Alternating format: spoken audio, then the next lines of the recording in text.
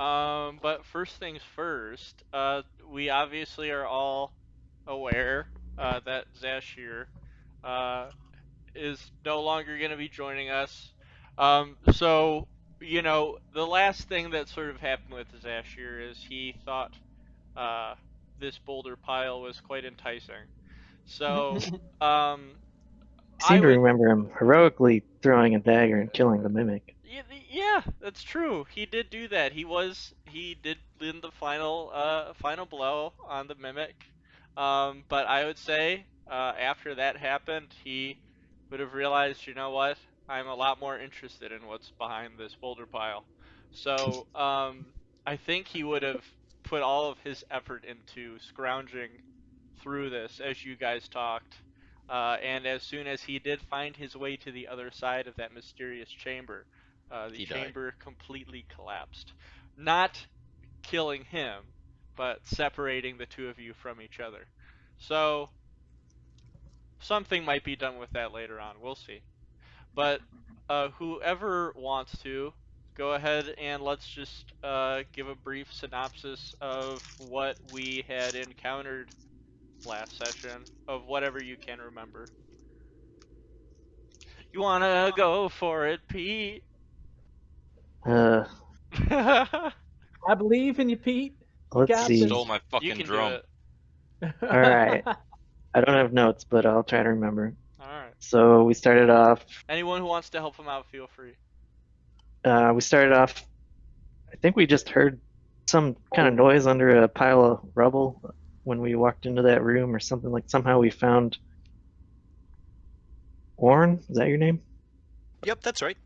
Orn under that pile on the column, and had barely enough time to pull him out before some strange lizard monsters jumped out of the water to attack us, and we took care of them pretty handily.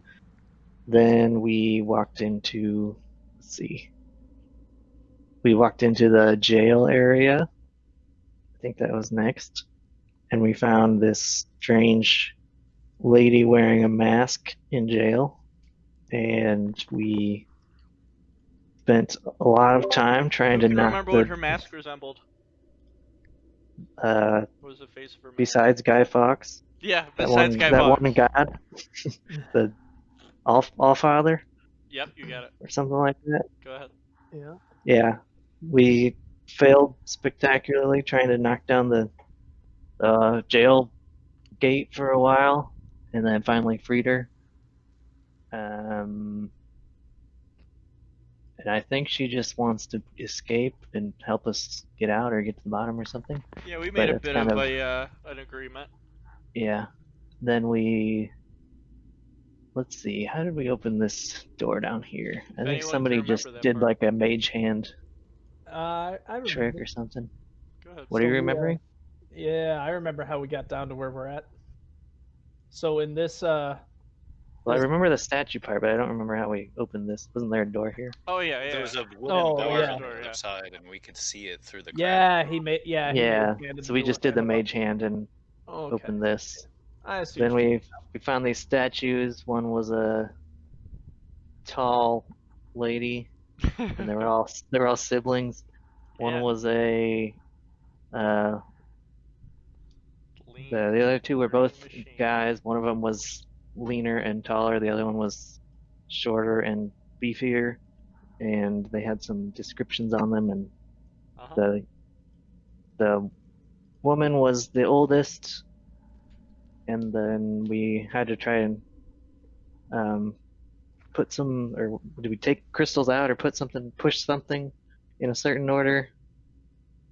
We Yeah, they debated had about it for a sigils while. on their. They had sigils on the front of them, and we pressed them to indicate the order that we wanted to activate. Yeah, Yeah. we debated for a long time, but finally decided that I think someone remembered or knew that Uh-huh.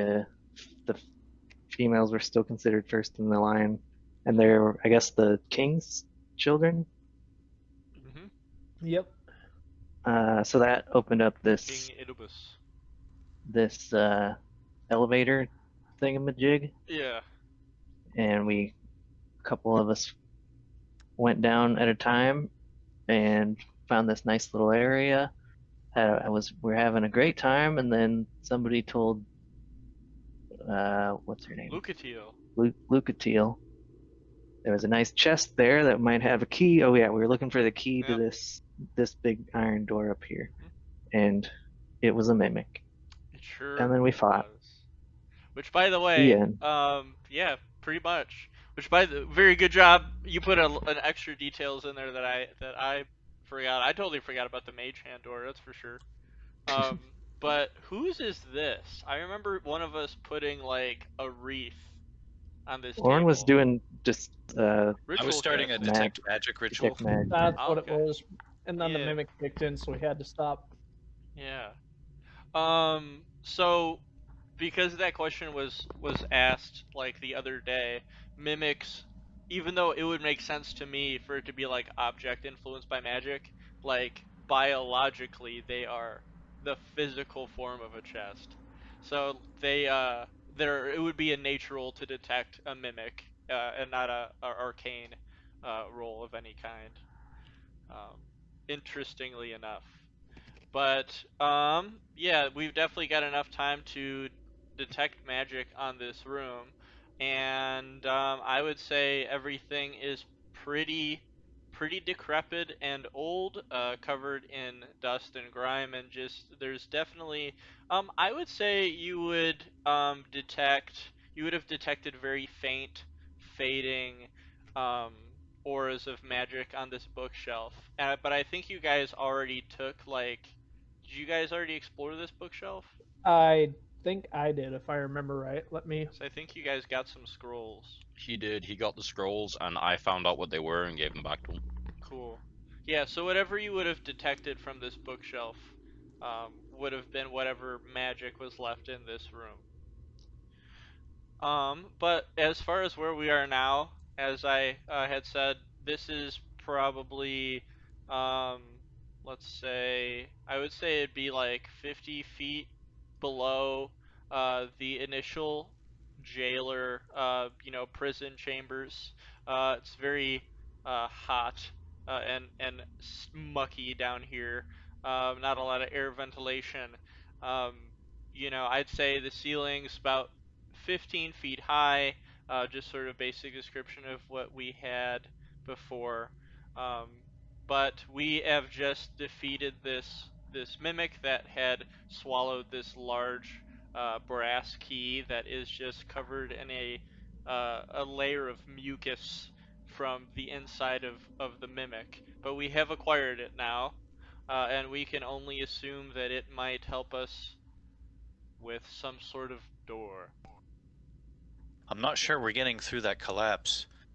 I hope this elevator works both ways. uh, we have only but to try, Lucatiel says. I'll What's go with it and give it a shot. what's the mask situation? Is that like something that could be removed, or is that like Are stuck you on the face? asking for me to remove my mask? Um, I would not say. I'm not saying that in the game. Oh. I'm just observing the mask. Okay, so you're trying to see if the mask is like her actual face? Yeah, Okay. more or less. You can go ahead and roll investigation on that. Hmm. Let's see how good of a roll we got. We got an 11. Um, it is made of solid silver. But it is definitely a mask that can be removed, although it seems to be pretty tightly knit onto her face. There's a lot of clasps connected, so it would probably take the amount of time that it would take to remove like light armor for her to remove this Okay, mask. interesting. Yeah, Does it look like it's actual armor or just more ornamental? it's ornamental, but it's not a Halloween mask.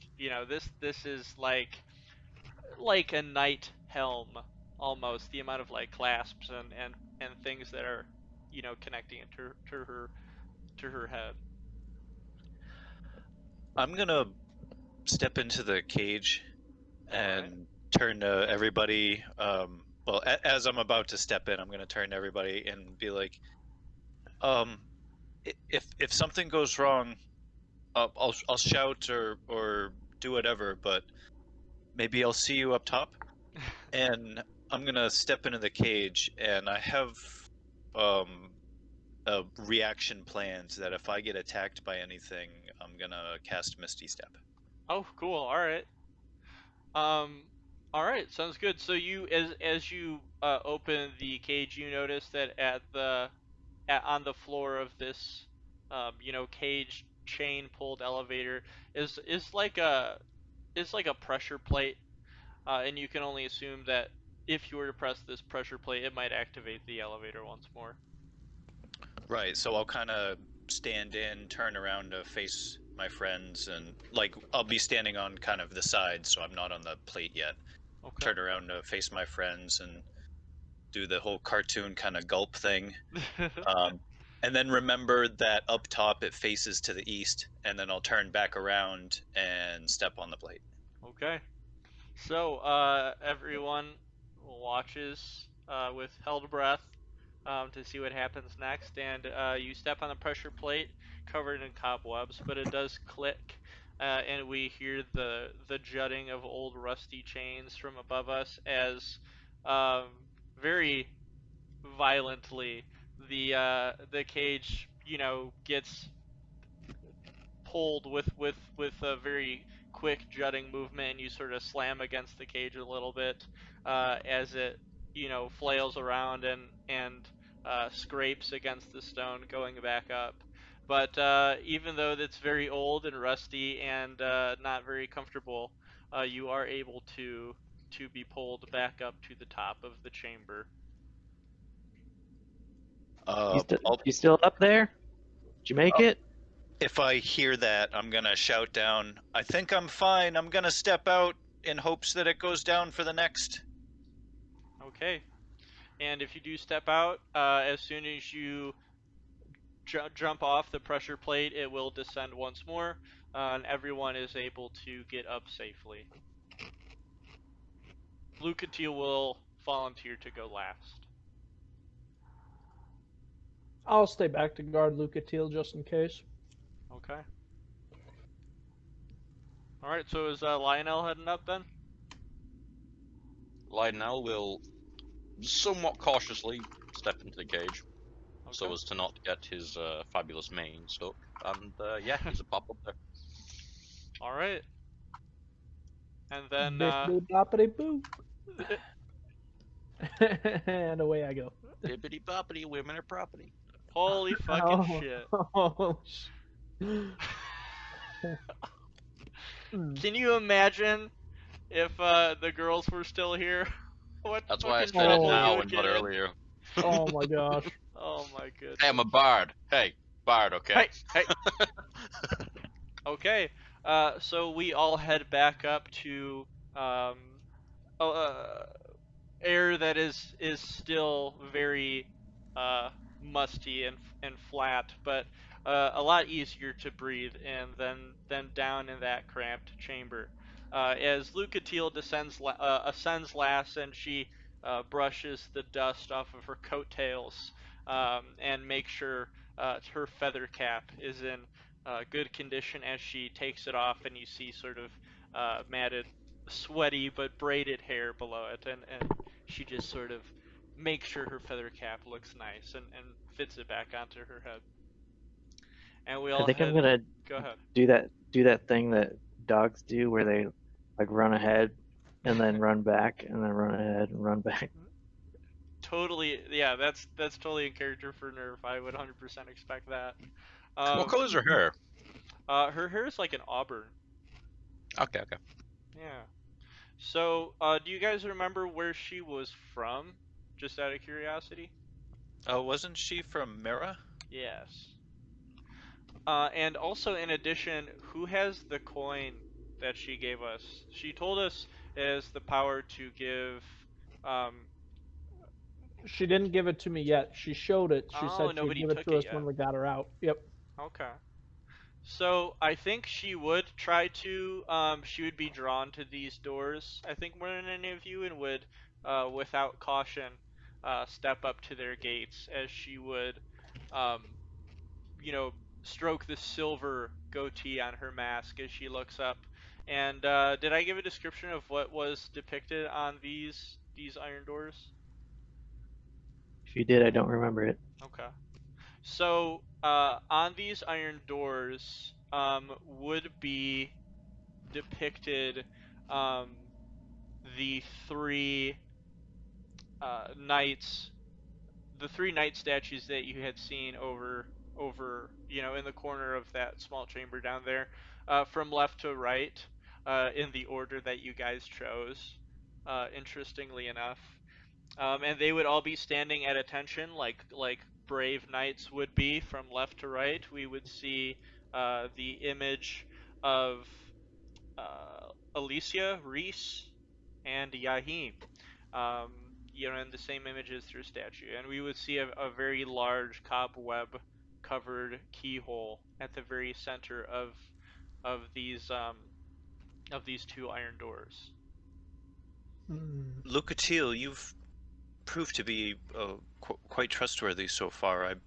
I just want to say that my early reservations on you is um, fading a bit. Thank you for your help down below. We all have an agreement here, and I am not one to go back on my contract.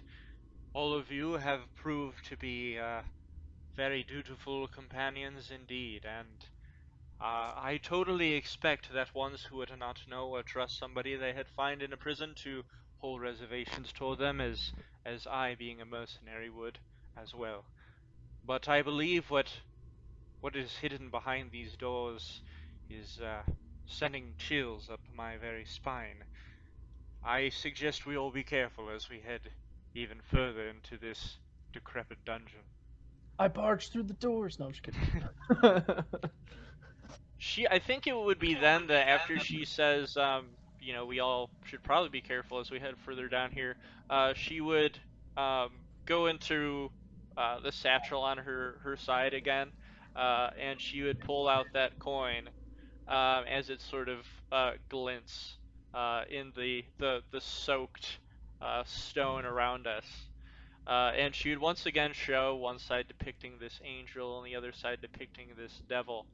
And she would say, although it does look quite ominous, and half of its capabilities may be, I do suggest, since I am to give you this as a gift, one of you please take it from me if anything were to happen to me in these coming layers of this dungeon. I do promise you that if you use it wisely, this might bring you great, bountiful luck indeed. I'll look at Garrett and kind of like, do you wanna? Should I? Do you wanna? I'll look. I'll look at Orn and Nerf. Like, do you? Do you? Rochambeau for it? As we all say. Sure. Orn will step forward and put his hand out and say, "Well, I suppose until we decide who should use this, I can hang on to it for a bit." Okay. So, as you put your hand out for her to drop it, she looks as if she's about to, and then brings it back and clutches it into her fist. And then waves her finger at you and says, now don't be going around casually flipping this coin. If you are to flip this coin, make sure you have a reason to do so. And then she would drop it into your hand.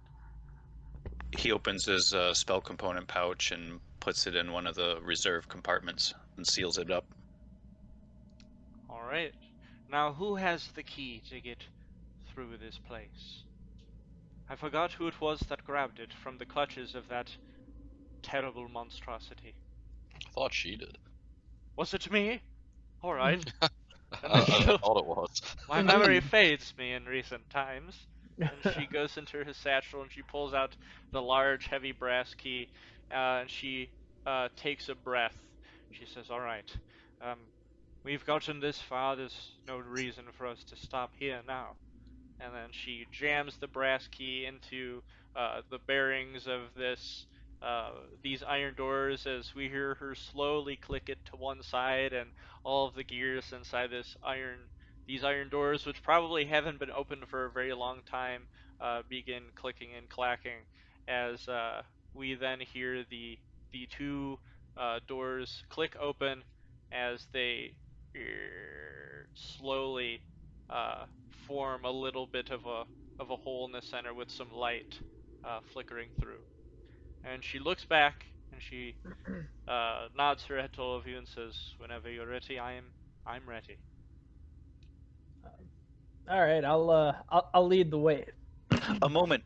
As you step forward, Orin steps up to you, puts his hand on your shoulder, and casts False Life. Ooh. No, it didn't Ooh, roll it. ooh. Here, I'll just roll it then. Okay. Giving you 8 extra hit points, temporary. Oh, Oh, nice. sweet. All right.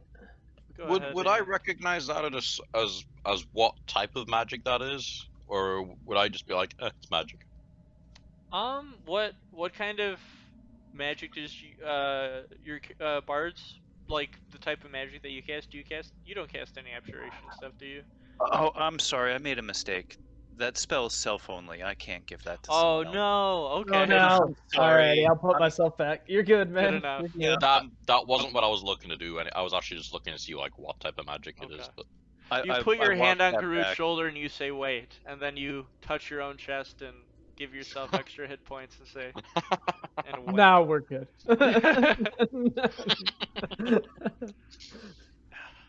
But if you don't cast abjuration, I mean you're still a caster. I would say you'd recognize abjuration casting. I was just looking to see if I knew what it was. Yeah. So Garud would then lead the way. Is that how you Indeed. guys want to do it? Yep, I'll take lead. All right, let me go ahead and change this order here. All right. So we all barge through these doors as we get a deeper breath of a very large, open, echoing chamber. In Ooh. front of us, we see the toppled remains of a very high in power womanly figure. This room is very large and is very high. The ceiling goes up, I would say, uh, 40 feet, 30 to 40 feet about. And in the very center of the chamber, we can recognize from the face of the toppled figure that it resembles the face of the large statue in the center of the graveyard in Hyde Township, as well as the face of the stone statue that was in front of that ivory uh, ivory coffin before we headed down into the Lost Bastille. It is indeed the face of Queen Hyde. Um, and around us is just a large empty chamber with ornate tiles that have since been covered in a layer of dust. And some of the ceiling has caved in with a little bit of rubble and water from the cave that this was built into, just sort of slowly dripping down, echoing around. There's a 5 foot staircase going down from this sort of balcony area that you guys are on. And then on the other side of the room is another set of iron doors um, with a 5 foot stone staircase going up onto that balcony. I would say initially, Lucatiel would gasp, and she would also seem to be drawn um, by this figure of Queen Hyde, and I think she would just elegantly jump right over the balcony, uh, landing onto the tile with her silent cat feet. I want to try to do that too. Go for it. I would say you can. She didn't have to roll dexterity. You don't have to roll dexterity. Quick question. Downstairs when I cast the detect magic spell, that has a duration of 10 minutes. Is there any chance there's a little bit of time left on it? Oh, it follows you like a aura. Okay. Um, yeah, I would say that there'd be some time left on it. I'm gonna do a quick scan around the room just to see if there's anything magical I can see. Sure, of course. So, Hey, Yeah. Sorry, did our HP and stuff get reset when you reloaded the room? Oh, it did. Yeah, I copied and pasted tokens. So go ahead and do you guys remember where your HP is at? I can go back and look and see what it is. Yeah, I keep my character Yeah. sheet at my HP total too. Okay. So I would say that also counted as a short rest where you guys were at. So if you wanted to use any, you know, dice to gain your hit points back up, you can do that if you want. Okay, and then go ahead and adjust what your HP is on your tokens so that I don't have to ask. Not that we'll be needing, to keep track of HP or anything. giggity. Just saying. So Orin scanning the room, you would notice that there is a fading aura of magic coming from this statue. It feels as if this statue was built to be imbued with some powerful magic, but over time it's like, a flickering, dying flame where it is just slowly getting colder and fading more. Um, To not Lucatiel, repeat your words, I'll just kind of say that to my friends. yeah, sure. So Lucatiel will um, slowly walk up to the remains, and she will kneel down and you know bring a shaking hand forward to this toppled statue and say, "My, I haven't seen this face in very many years. The face of the queen herself. She led the battle against the king atop a mighty steed, and even though I was not fighting alongside her, I couldn't help but feel inspired by her." And she would slowly begin to bring her hand toward the statue, like, you know, longingly wanting to just like touch the image of this once great queen. Uh, and Orn would whisper, "Careful, some magic remains." or you can say it if you want. Oh, I didn't want to interrupt you. Oh, you're fine. Don't worry about it. So, if you were to interrupt Lucatiel as she draws her hand toward it, like she looks like almost like swept by it, would you like interrupt her? Only just just so she knows, if this is what you want to do. I did see some magic, kind of dwindling in that. So She looks touching it. she looks back to you and whispers to herself, sort of in a daze, and says, "But I must." And she touches the form of the queen, when suddenly light from the queen's eyes, although very faded, begins to flicker gold. And can you guys roll perception for me? Ooh, perception. I sure can. I can't say it'll go well though. No. Yeah, no. I think Yeah, I'm in. two I lucky think I'm in 13s. Candyland, bro. Very perceptive group. So, the rest of you are just watching this scene. When Nerf and Orin, you hear very faintly behind this heavy, thick stone wall. We can hear the reverberation of the echo of what sounds like clanking steel and chainmail, and heavy steps sort of rushing forward. The sound gets louder and louder and heavier and On heavier this side? from right here. Armed people in I don't, armor approach I don't see where you're pointing. Yeah, right to here. the northeast. Did Yeah. you just say that to us? Orin says, "People in armor approach from the northeast. I hear." I'm gonna move over to Garrett's right side with my sword at the ready. Okay. Cracks in the ground in front of this wall begin, forming as dust from the ceiling begins to fall in front. And Lucatiel stands up and she grasps her rapier when all of a sudden a heavy smash through this, heavy stone wall, just like paper comes Uh, through.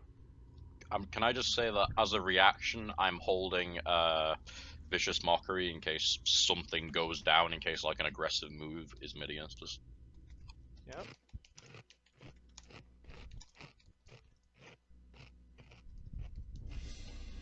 When all of a sudden appears a large knight. Let me turn this down. Fucking, when you say large, how large? Because that looks pretty fucking big. Large, very, very, very tall. The like top height possible for large, but thin. A thin, female form that eerily appears to be an exact duplicate of the form of the statue of one of the children of the king that we had seen in the previous room. It holds a lucerne as tall as it is, and a small circular shield in the other hand, as it is completely covered in thin, dexterous brass armor and a very tall helmet, too tall for any humanoid head. And it looks to us in battle stances as we all roll initiative. Oh yeah. Vicious Mockery, by the way. Okay. Lucatiel would then yell. Lucatiel would then pull her rapier out, take a battle stance, and yell, "It is Alicia herself! Battle positions!"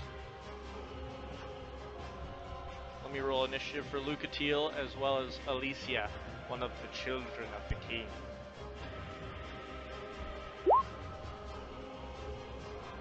Alright, and then obviously adjust volume as needed. Oh god, I love that part so much. Dude, I love the music on this. Oh wow, that's not good. But you still will get that reaction though. So let's remove this. Awesome sauce. So yeah, it's a DC 14 wisdom save. Okay, let me go ahead and just get this turn order going. So she got a 21, Drew got a 14. Oh no, you got a 24. Jesus Christ. Yeah. Okay, cool. Ah, yes. Get it. Now got a 14. Does he still have inspiration when I gave it to him last time? I would say that's since faded away. Okay, cool. And then Nerf, did you get the 12? That's on the turn order. No, I got a 22. Oh, When I click initiative, Fuck. it says you wanted to send the result of this roll to the turn tracker, but no valid token was selected. You're supposed to be Yeah, you play having yourself. your token selected Did when you you get click a initiative. 7 or a 22? Oh, I have advantage. Oh, okay. Holy shit. Keep forgetting about that. Okay. So, oh yeah, and I still need to roll for Lucatiel. Let's see what she's gonna get. Oh yeah, mine's 14, by the way. I did the same thing as Okay. yeah, I did the same She thing as gets Nerf. a +4 to that. Wow. Okay. Damn, Cody, that initiative's insane. Yeah. Wow. We're all doing really good with this. Okay. So Garut's first, and then Nerf, and then I'll do Lucatiel. Well, who's got a higher dex between the both of them?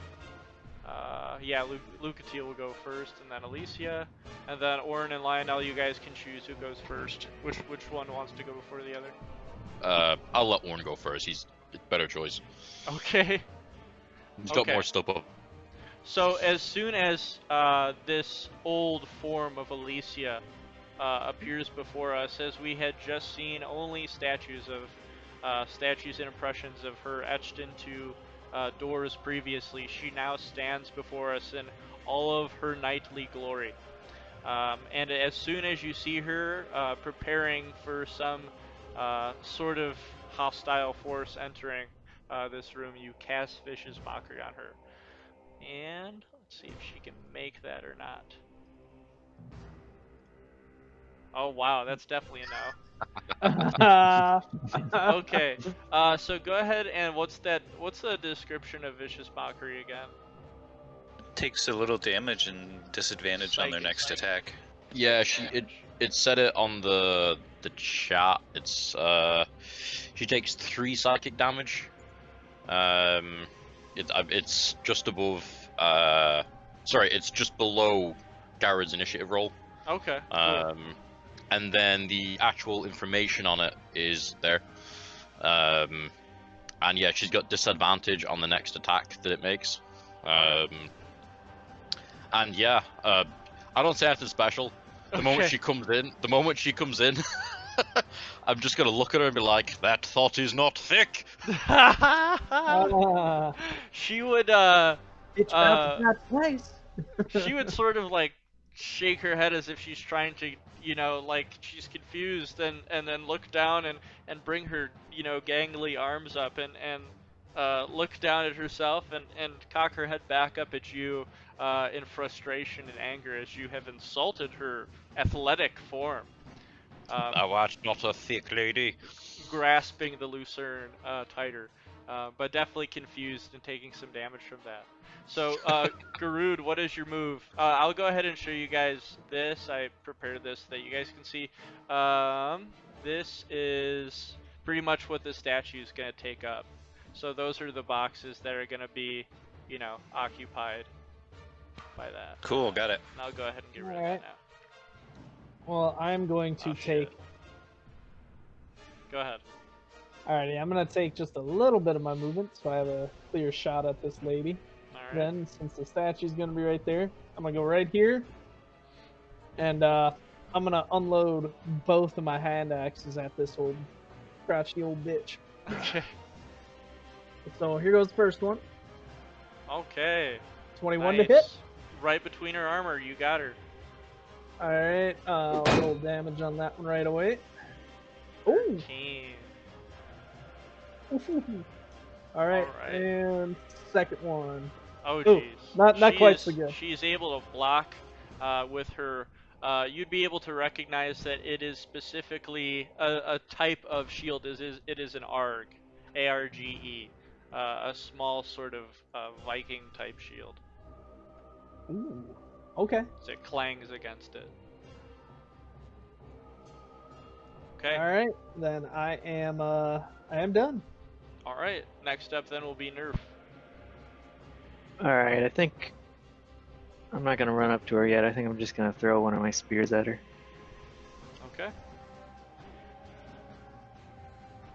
Nice. You're also Nice. able to pierce through her armor for 7 more damage. She grunts as it is muffled by her large helmet. Grunts in pain.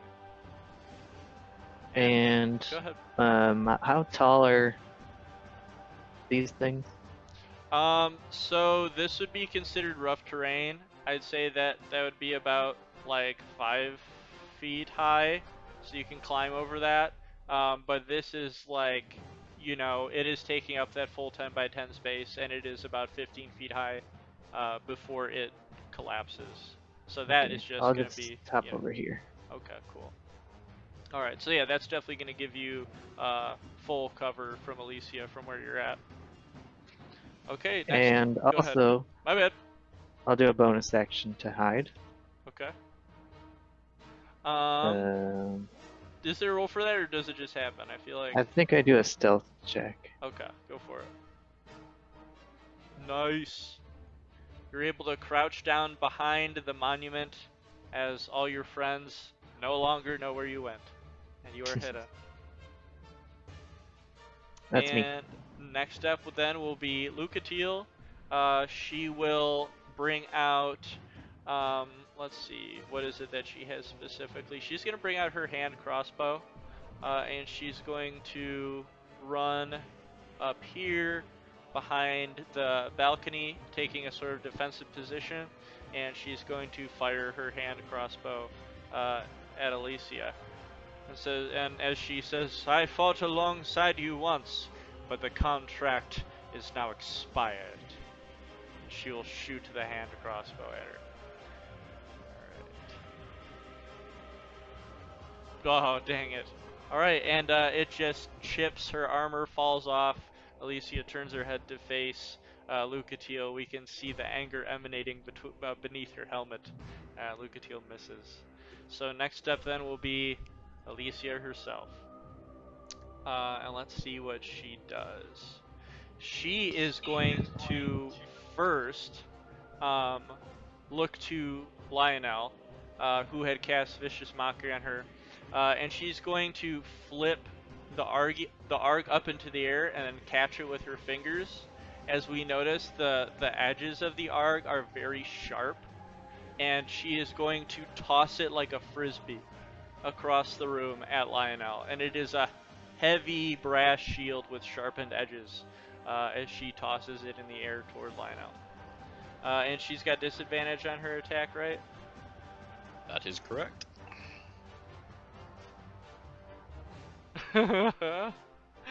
Okay. So And she. it doesn't matter. It does not matter. So she slashes into your torso with this arc, as it's just a very, very clean cut, dealing 5 slashing damage. And you being hit by this heavy small shield, you're going to need to make a strength saving throw or be knocked prone as it returns back to her Roger. hand. Captain America style. Alright. So string saving throw. Oh, jeez. Okay. Oof. Yep, the force of the shield knocking into you causes you to be knocked prone. And as it returns to her hand, she now pulls out her lucerne, ready to strike, and she is going to head forward toward Orn. Y'all left the wizard out front to tank. And she is going to have a whack at you from 10 feet away with this brass lucerne. Oh no. And that's how our caster died. Oh I no. think that's going to be a Oh, definite hit. It's a good thing that false life is self-only now that I think about it. Yeah, yeah. As she does 10, she chooses really to do wants bludgeoning to. damage. She can, it looks as if she wants to, she can like stab at you with the pointed edge of it, but she wants to insult to injury, and she bludgeons you over the head with this lucerne, dealing 10 bludgeoning damage to you. And then takes a defensive stance, and it is now Orn's turn. Alright, well that took care of the temporary hit points. Yeah. Alright, don't want to provoke any kind of opportunities, so I'm just gonna stay put and return a firebolt and hope that does something. Okay. 12 Nice. probably misses though. Oh, yeah, that 12 is gonna just hit its torso and disperse. I'm gonna stay right here, pass a turn. Okay. Next up will be Lionel. Uh, Okay, so looking at her with a bit of, anger due to being slashed in the nip, I will pick myself up with my sword, using half my movement to stand up. That took 5 points of health, correct?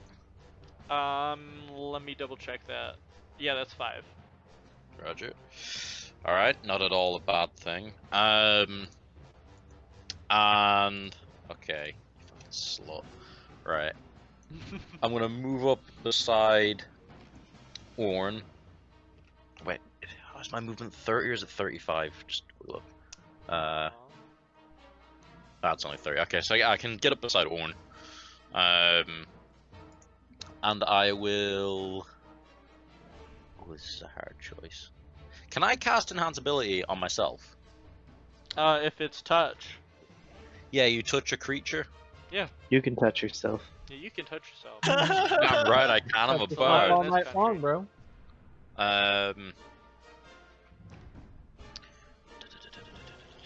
There's so many options for this, Jesus Christ. I'm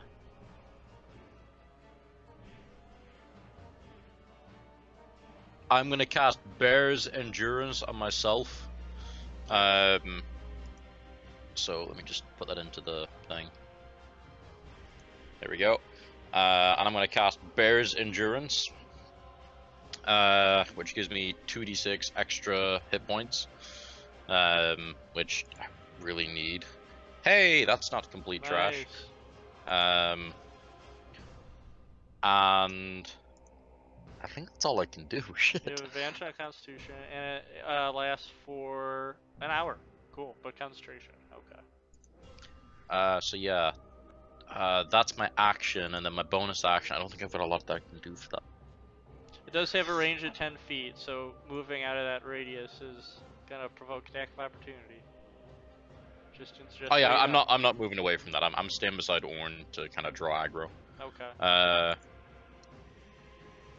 And then yeah, I'm just that's all I can really do. Yeah, that's everything. Wait, we had a short rest, didn't we? Yes, we Yep. did. Oh, I'm okay with so you going back and fixing whatever you would have done that you didn't do. okay, so I've got my daunting roar back. So I'm gonna chuck that out there, which is a DC 11. Okay, and that's a wisdom? Yeah. Okay, let's see what we got here. Come on, you slut.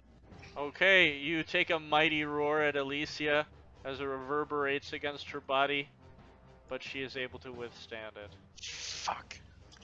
She has Well- no pluses or bonuses to her wisdom, just rolled a flat fucking 11.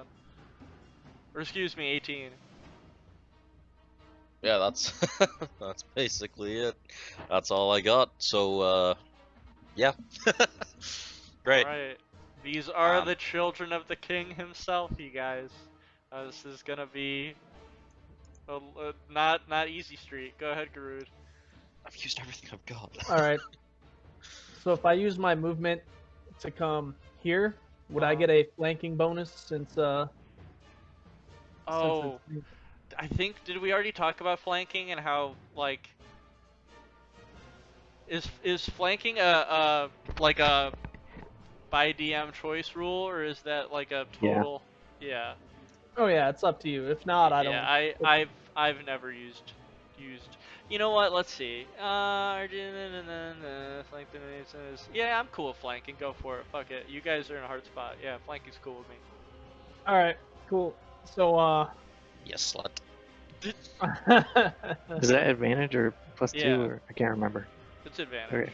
so this is where she was standing before, I'm guessing, right? Yes. Okay. You So are is behind my other hand axe still laying on the ground there, the one I missed with? Yes. All right. I'm Yeah. gonna- I would Okay. say bonus action to pick it up. Okay. I'm cool. Fuck it. Free Well- action. Free action. Just pick it Well, up. by hand. it's okay if it's my bonus. I only have one other thing I'm gonna do anyway. So Okay. as my We'll have bonus bonus action for picking shit up then. Yep, I'll bonus action pick that up with my offhand. Then with my right hand, I have my Morning Star. I am bringing that thing down as hard as I can into the back here. Yeah. All right, so Oh, oh, that Jesus. misses miserably. Oh, It clangs against the back of her thigh armor. She turns back to look at you in anger. you're too flat! I yell as I miss. I'm Wow. gonna shout as he shouts that. I'm gonna be like, "Ha! Good one." Air high five. Sick burn, thought. Yeah, you're He mage hand high fives me from you're across the holding battlefield. shut your like bleeding wound as you just sick burn. Air high five. Just shout over. You want some water for that burn, bitch? And hidden nerf, crouching tiger over here Yeah, is Fucking All right. ninja. Go for it. What happens to my spear when I hit? Is it still sticking out of her? I would say that it has, yeah, it's lodged in her side. And what would it take to get it out and use again?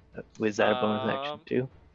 I would say that'd be an action since you have to like pull it out of her body. That'd be like a Can I like strength roll. spin it a little bit, twist it to hurt her attack as I'm pulling Yeah, it if out? you want to like use it, if you want to like grab onto it and then like push it further into her, that could be an attack.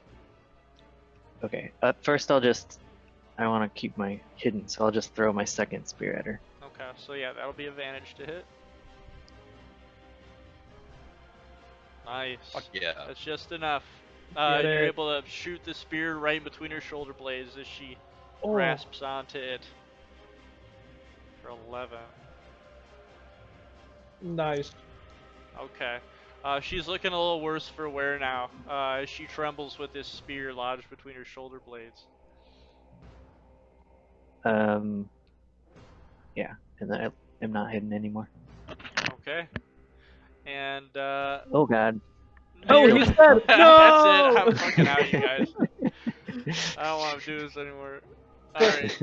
The rogue's been spotted. He immediately died. Lucatiel is going to she's gonna hear something.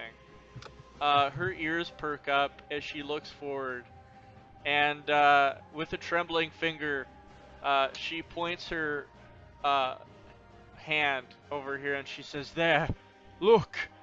And you would see more ground begin to buckle below as dust begins to fall from the ceiling.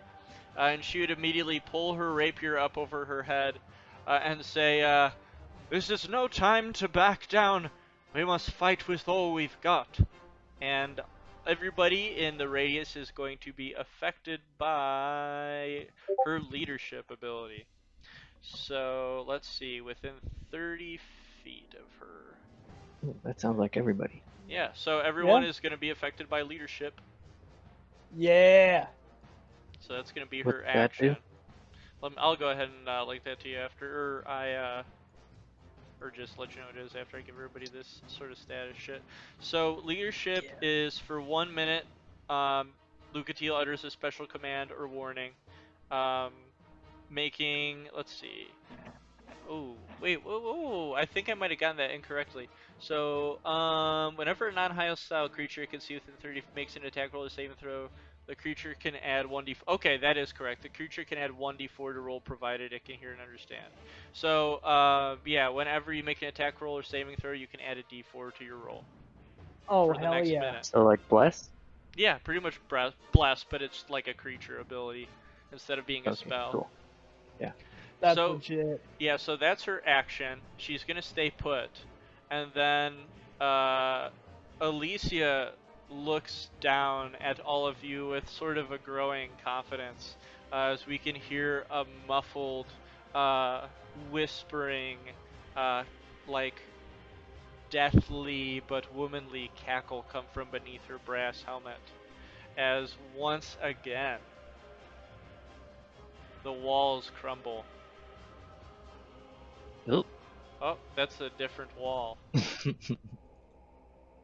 we go. Go back here. Once again, the walls crumble, and we see the form of Reese emerge. Oh no. And Alicia will take her action, as she's going to look up to Lucatiel, and she's going to make 2 lucerne stabs at her. So let's see what we've got here. So the first lucerne stab is going to be a 23, and it is going to stab Lucatiel right in the side as she groans in pain, and it is going to deal 7 damage to her, putting her at 45 hit points. No big deal. And the next one is going to stab at her as well for 11, and Lucatiel is going to be able to block that with her shield. No big deal. Reese is going to head forward towards Nerf. And he's going to stay right here. Actually, Alicia... Yeah, Alicia's going to head forward since Lucatiel's 5 feet above her. And Reese is going to try to make 2 bludgeoning attacks at Nerf. First hitting, and second missing as you're able to dodge out of the way. And the first one is going to deal 10 bludgeoning damage. And next up then will be Orn. as now we face 2 Ruined Sentinels. As Orin starts weaving his hands in the air and preparing a magical spell, he's gonna shout out to his friends, "We could probably expect the third one from the east wall sometime soon." And I'm gonna try to do as much damage as I can to the one to the west, and I'm gonna cast Magic Missile at 2nd level. Okay. Nice. All right. Oh, fucking hell. So I guess 18 Fuck total. yeah. Oh, shit. Yeah. And Magic Missile doesn't have to hit, like, doesn't have to roll to hit or anything, right? It's Nope. an auto hit, auto damage, unless they got force resistance. Oh, shit. Alright, so all 4 of those magic missiles pierce through her armor as she groans in pain as each one hisses, burning her flesh. And she is now stumbling, trying her hardest to maintain her grip on her lucerne, although she is trembling, and she is at very deathly health. And I am gonna move some. Since this won't provoke an opportunity, I'm gonna step in and circle a little bit around her to come and stand next to Garud. Is that how you Okay. pronounce it? Yep. Yep. Sick. I love that mechanic of Roll20. That shit's so cool. That's it for me. Thank you. All right, go ahead, Lionel. How bad is she looking right now? Very, very, very bad. Her armor is singed, and she's bleeding from the wounds of the spears that have been lodged into her flesh. I will. Just a reminder: the blood symbol, it means below 10 HP. Okay. So bad. I've got nothing that does like guaranteed damage, so I'll just use my sword. I will step in, and in a very Talhofer motion, I'll sort of, I'll half sword my longsword, like one hand on the grip, one hand on the blade, and just try and drive it between a gap in her armor. Cool. Kind of aiming at the left hip. And then Or you just can add below a it. D4 to your attacks. Sweet. Oh shit! Nice. All Yeah. right. Yeah, you're able plus to 4. slash the rest of her armor. Hey! Wow. Hey, any way you want to go about the final blow on one of the children of King Idubus? Yeah, I'm gonna drive it up between, like, I take it she's wearing like this big metal cuirass. Yeah. I'm gonna drive it up into that, and as she kind of slumps down, I'm gonna take it out and murder stroke her through the helmet with the crossguard. Like, grab it by the Wow. blade and just bring the crossguard down in a hammer blow to the head.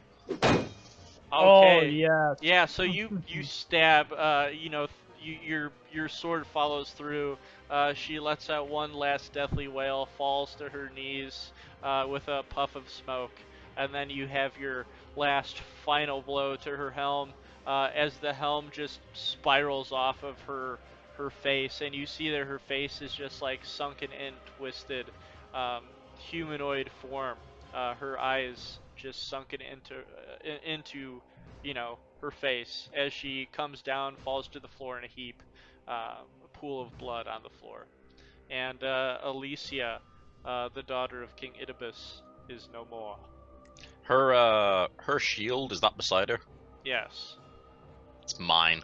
Okay. You grab the Arg, the bronze, sharpened, small shield, and she's going to be rough terrain if you want to climb on over her. What are the stats for that shield, by the way? Let me go ahead and link that to you. Awesome. So And yeah, let's I'm gonna see. take it and like rush over to Nerf. Yeah, I'm gonna rush over to Nerf as close as I can get. So 1, 2, 3, 4, 5. All right. There we go. Awesome. Does it give me extra AC? Yeah, it's also a shield, so you get a I think it's a +1 from that. Yeah. Awesome. 12 AC. There you go. Okay, was that the last of your turn then? Yeah, I'm standing over by I've run over to Nerf now to kind of back up her flank. Okay. Reese notices his fallen sister, and we can hear a murderous, angered gnashing of teeth below his knightly helm. As next up will be then Garud.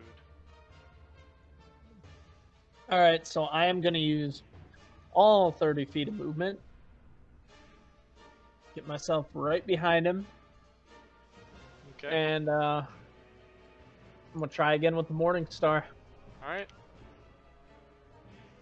Oh Jesus!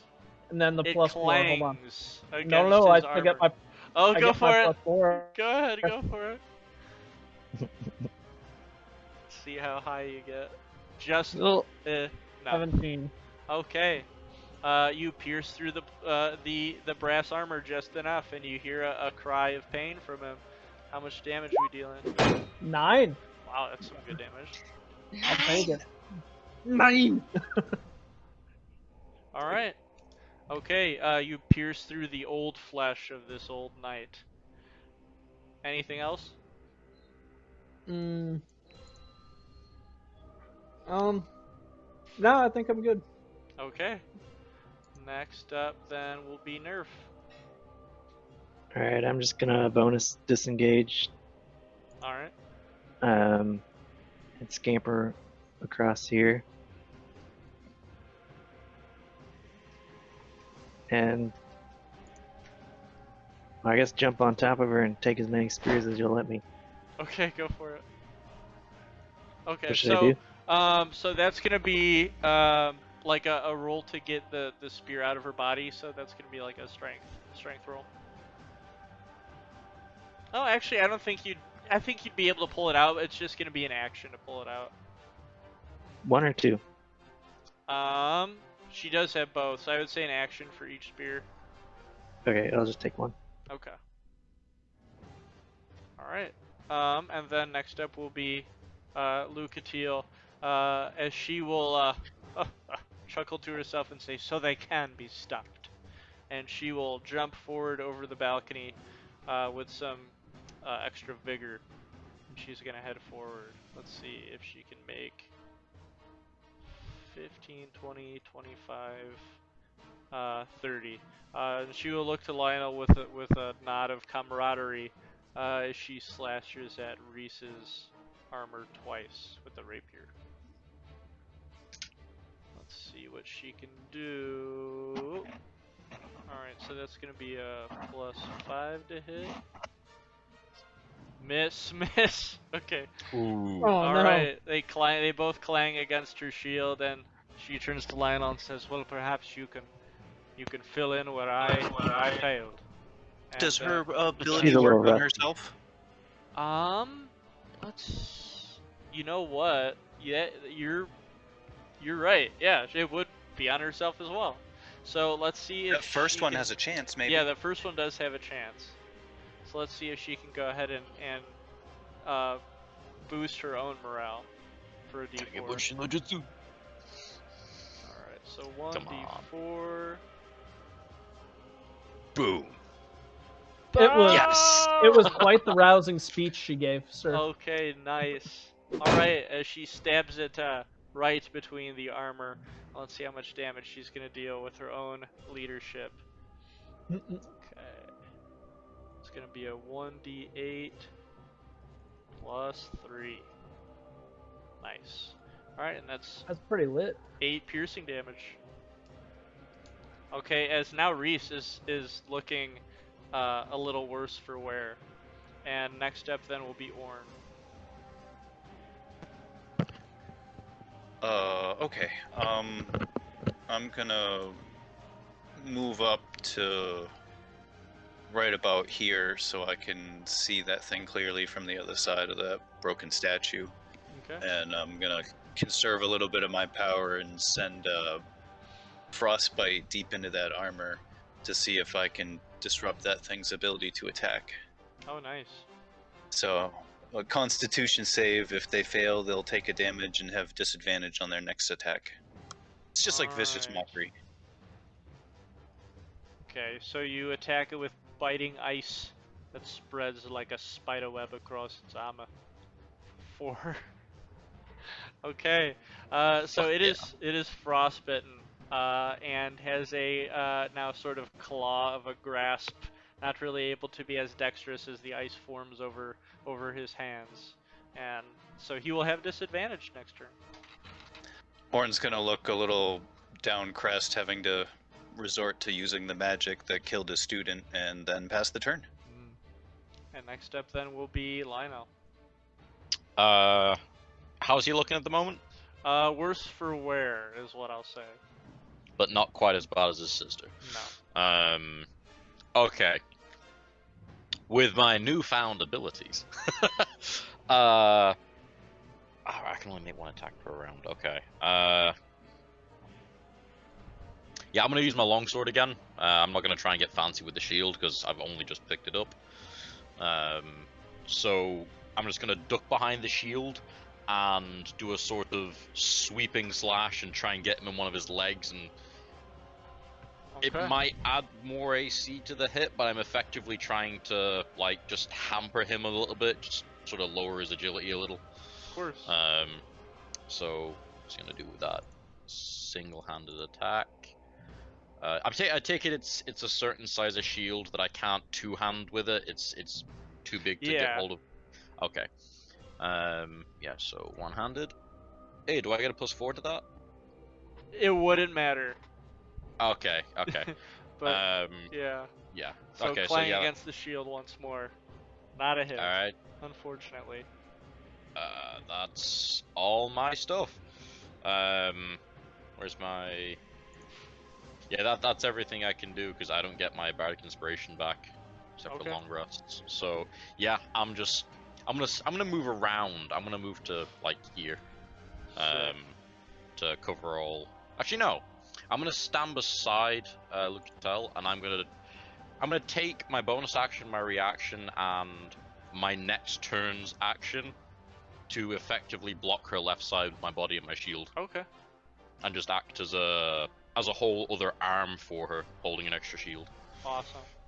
Alright, next up then will be Garud. Alright. Well, you know what? I'm supposed to be tanky. I'm going to keep hammering away. Sounds good. Oh, nice. Yeah, you were able to leave a dent in that brass armor then that time. Ooh, 11 damage. And then Okay, another grunt of pain. I'll do another attack here. And let me add my D4. Yeah. 18. Alright. Yeah. Another gong. And another 10 damage. Jesus. Okay. He is definitely struggling now to not fall to his knees from the blasts of that morning star. Alright. And then it will then be Nerf's turn. Alright. I think I can reach here.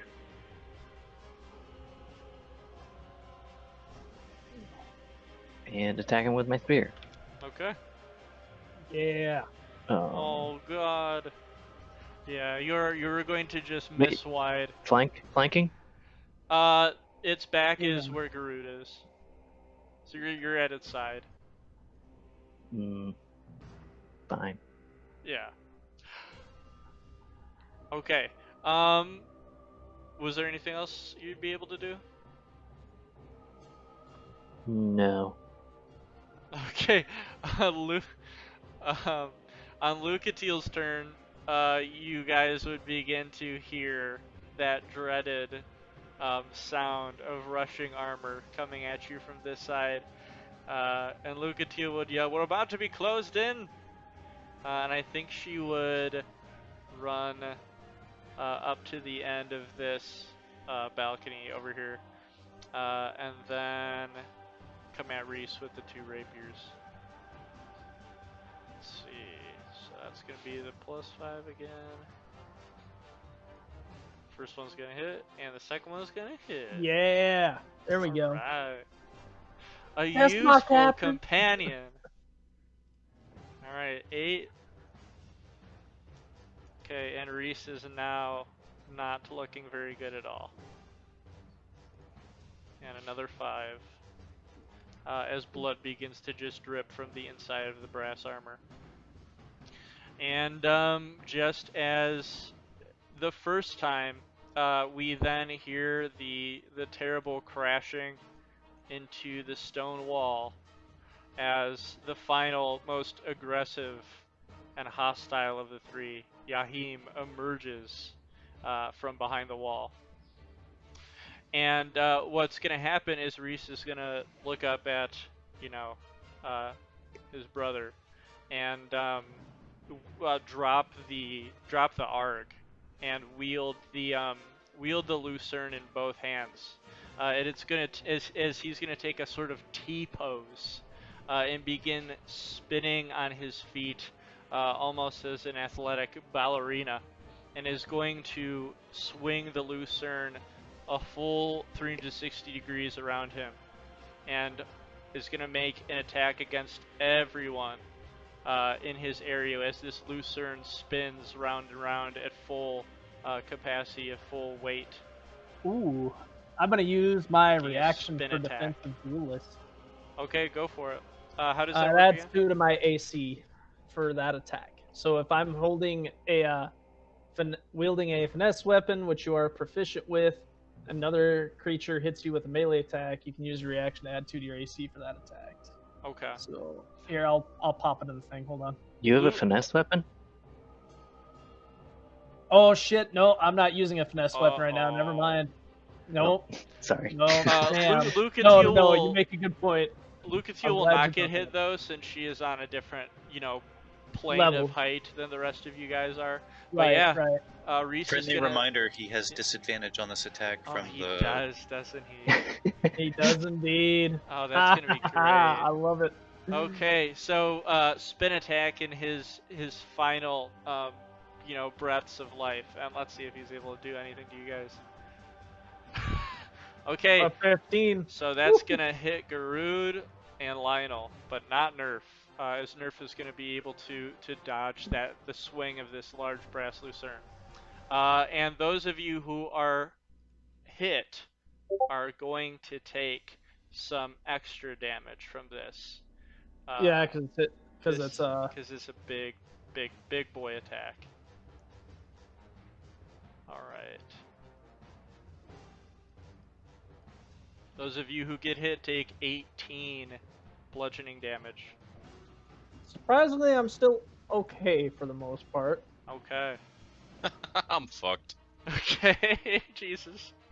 And I'll go ahead and put that on you as well. Okay, and Yahim is now going to attack. Who's going to, let's see, move forward so that he can hit both Lionel and Lucatiel. And he's going to try to hit Lionel with the piercing damage of that lucerne. Actually, you know what? Why would he do that? He can just throw the fucking arg at her. So, the first, he's going to make one lucerne attack against Lionel for 20. Dealing Ow. 11 piercing damage. I'm down. So, Yahim is going to, like a shish kebab, just stab down at you and flatten you on the ground as the sharpened edge of this lucerne just slashes through your body in a cloud of dust. So, you're going to have to make some death saving throws. As he downs me, I'm gonna look up at me and just say, your sister stabbed harder before she died. Oh shit.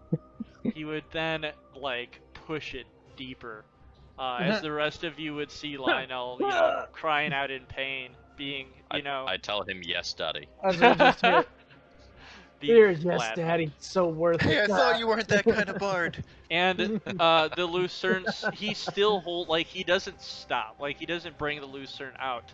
he's still like holding onto the lucerne, stabbing into Lionel as Lionel's falling onto the ground, and holding that lucerne into the ground. He then spins the arg over at Lucatiel. Oh shit. I don't need to make a death saving throw yet, do I? Not yet. At the beginning of your turn, you do. So Okay. Lucatiel dodges down, but the arg pierces her feather. So she dodges down, but the arg goes into the fucking stone wall and cuts her feather in half on her feather cap. And the arg comes back, and Lucatiel just shakes her head and says, "You really shouldn't have done that." And then it is going to be. Why isn't? Oh, I killed the other one, so that's why it's off turn order. So Reese had a 21, I think. Yeah, they all had a 21. Okay. So yeah, next step then will be Orn. Orn's gonna run over to the edge of where this kind of cave-in is. Gonna be shouting Lionel the whole time. And then he's gonna unleash the same magic that worked well before and cast Magic Missile at 2nd level. The first 2 darts are gonna be at Reese, Okay. and the second 2 darts are gonna be at the Yeah, he- newcomer. Okay. So the first strike on Reese is going to bring him crashing to the ground with a final breath. The last one just sort of being insult to injury to his death. As he lies flattened with the singeing, magic missile burning on his corpse. And then the next 2 attacks are going to land straight against his torso, burning up from the magic. But Yahim will stand his ground, not even flinching in pain from it. And next up will be Lionel, who's got to make that death saving throw. It's a D20, correct? It's a flat D20. If you get above 10, I think it is, it's a save, and then 1 through 10 is a fail. Okay, You can so... click on the word death saves on your character sheet and it'll roll it that way. Oh, okay. Cool. Where's that? It's right underneath your temporary hit points. Oh yeah. there it is. Okay, I see it. whoa. Death save. Oh no. Oh shit! Well, that's what. Lionel, Hey, at least it wasn't a critical failure. A 'Cause critical that's failure 2. takes 2. I can, like, Lionel, just as a bit of role play, just like starts go to for it. see like the sort of golden sun of Katarina and just Oh, wow. starts to smile, like kind of like dribbling blood out of his mouth, let on the floor, just smiling. Yeah, you guys would definitely see like him starting to fade in his eyes. I'm As coughing. he continues to bleed out. I'm coughing blood. Ooh. Yeah, he's All not right. looking good. And Yahim's lucerne is still cruelly piercing Lionel to the ground. It's sort of looking at the rest of you like taunting this, knowing how you all feel in this moment. And next step then will be Garud. All right. All right. So, this being my mentor, so difficult terrain halves your movement, right? Yeah. All right. Well, 15. I can reach him. So, first thing I'm gonna do, like, if I want to try and get this lucerne out, would I have to either attack him or try a strength check to see if I can pull it out? I'd say a successful attack would have to make a check to see if he can still hold on to it, or you could try to pull it out, whichever you think you'd rather do. I'm gonna try the attack first because I have something planned for my bonus action. So I'm gonna try and do an attack here. 18. Nice. All right. You All slash right. over his armor with that, or bludgeon him. For 11 piercing, so I am trying to get this thing out. Okay, he grunts from that heavy smashing attack, and he's gonna make a, I would say, a strength save to see if he's able to keep his grip on it. And I'll just let you guys know I'm gonna have it be a 15. But his strength is. Okay, he's able to tighten his grasp on the lucerne in his pain from that attack. Let me. I'm just checking my inventory here real quick to see if I have anything. All right. Well, you know what else I'm gonna do to try and What's that, buddy? get him off of it?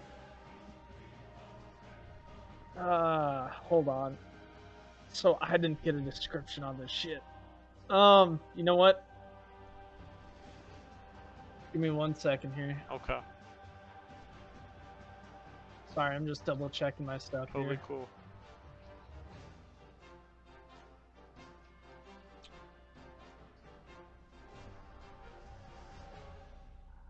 Lionel's blood on the battlefield. Lionel's blood on the dance floor. I just feel You like know what that I'm gonna do? scene. I know what I can do here. So, let me double check what this chime is again, if I remember right. Oh fuck yeah. We might be okay, boys. Let me.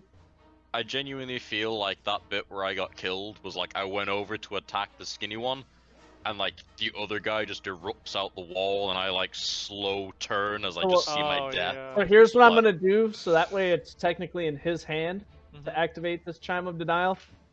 I'm gonna clasp his hand around the chime, and I'm gonna purposely move his Oh. arm back and forth so it envelops him in the. I have something golden light. unfortunate to say to you though. What's that? It has to be before his hit points are reduced to Ah, 0. damn it! If your Alright. hit points would be reduced to 0, so it is much past that point.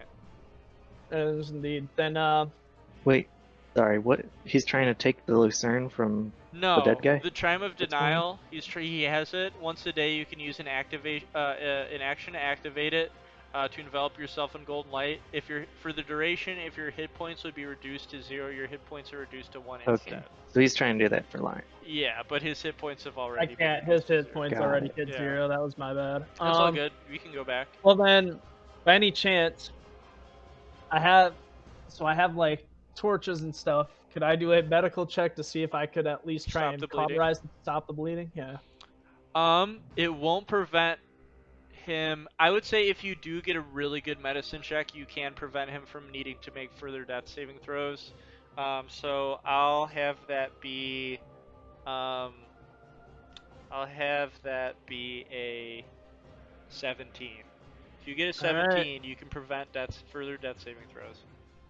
All right, I'm gonna give it a try. 23. Oh my Oh fucking god! That's a crit. Holy shit! Oh, Holy holy fuck! shit! In Lionel's moment of viewing his childhood home and dying, your friendship rings true as you stop and cauterize the bleeding.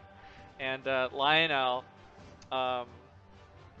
comes out from his fading death. Fever dreams. Yeah, fever dreams. Avoid the light! Avoid the light! Avoid the light! As I'm just Lionel. sitting there trying to cauterize it as quick as I can. Yeah, I'm gonna say Lionel's now at just 1 HP. Am I conscious? You are conscious. I will slowly smile at Garud and like kind of clasp his forearm while I'm on the ground and just One of kind of laugh. Nice. One of my favorite classic lines. Run, you fool! Yeah, Took he your time. looks down, seeing Lionel still alive, and sort of cocks his head in curiosity as well as entertainment, and pulls the lucerne out of Lionel's body, sort of twirling it around in a knightly, showing off fashion, looking as if he is ready to do combat with Lionel once again, seeing his newfound strength. All right. Well, I've literally done everything I can. And to it is now include bonus Nerf's turn. action, so. Yahim is looking as if he wants to get another chance to pummel Lionel. All right. It is now Nerf's turn. I'm gonna hop on top of this guy. All right. With friends like these. And So can I that's pick good. up his ARG? Yeah. If you want, go Is that for a it. bonus action? Fuck yeah. Yeah. I'll have that be a bonus action. Okay. I guess I'll drop my shield and pick up his ARG. Okay. And I think I'm just gonna, if I can hop across over here. Yeah, you can. Yeah. So 5, 10, 15, 20, 25, 30. Well, let's see. What's your full? 30 You're right from here. here. Yeah. So, if you were to go, that would be 20 feet. Yeah. So both squares through them. 10 and 10, 20, 25, 30. Yeah, you're good. All right, cool. And then I'll just throw the ARG at him. All right. I think I did this right. We'll see. Okay. So Yahim is able to bring his head up just in time and block the arc with his own as there's a... Nope, don't I Oh! still have the Oh! D4? Oh! Yeah, you're right. Okay. That Okay. T4 coming in strong. Yeah. Looks So, up and takes it in the face. yeah, Yahim looks up to see the arg of his fallen brother. Actually, is the Go ahead. ARG a strength or dexterity? Strength to... Are you talking about for the knocked prone thing? For just attacking and damage? The modifier for Hmm. using the weapon. For that, I would say either or. Okay, because my dex is better than strength, so I'll change it So to are that. theirs. Okay, Alright. So, but we'll go with that. then- We'll go with that since Well, that's going to hit either way. So yeah, Yahim looks up seeing the arg of his that should fallen... actually be. Oh, I think I did that. That's a heck of a difficulty check. PC Right. 1120. So that's actually eight damage then. I hope you got some bonuses on that. Yeah. Yeah, he's got Okay. bardic inspiration. He'll be fine. So, Yahim looking up, seeing you tossing the arg at him, he tries desperately to block it with his own, but you are able to slash him through the neck as some blackish blood pools down onto his armor for 7 slashing damage. That's 8 actually, 30, yes, yeah, 8, not 30. since I switched to dex. Okay, so yeah, a nice slash of his own medicine through his neck as it comes flying back to you into your hands as you are the new owner of this arc. Next up will be Lucatiel, who is going to come out from behind where you're at and is going to shoot a hand crossbow bolt at Yahim. See if she's able to hit, and even if not, she's got that +4. Who gives a fuck? Yahim doesn't. So it's gonna fly directly over his head and completely miss. And that's gonna be the rest of her action. So she's just gonna be, waiting in anticipation to see if we're able to get Yahim down. And then next up will be Horn. Oh, excuse me. Next up will be Yahim, who once again keeps getting removed from the turn order. So let me bring him back up there.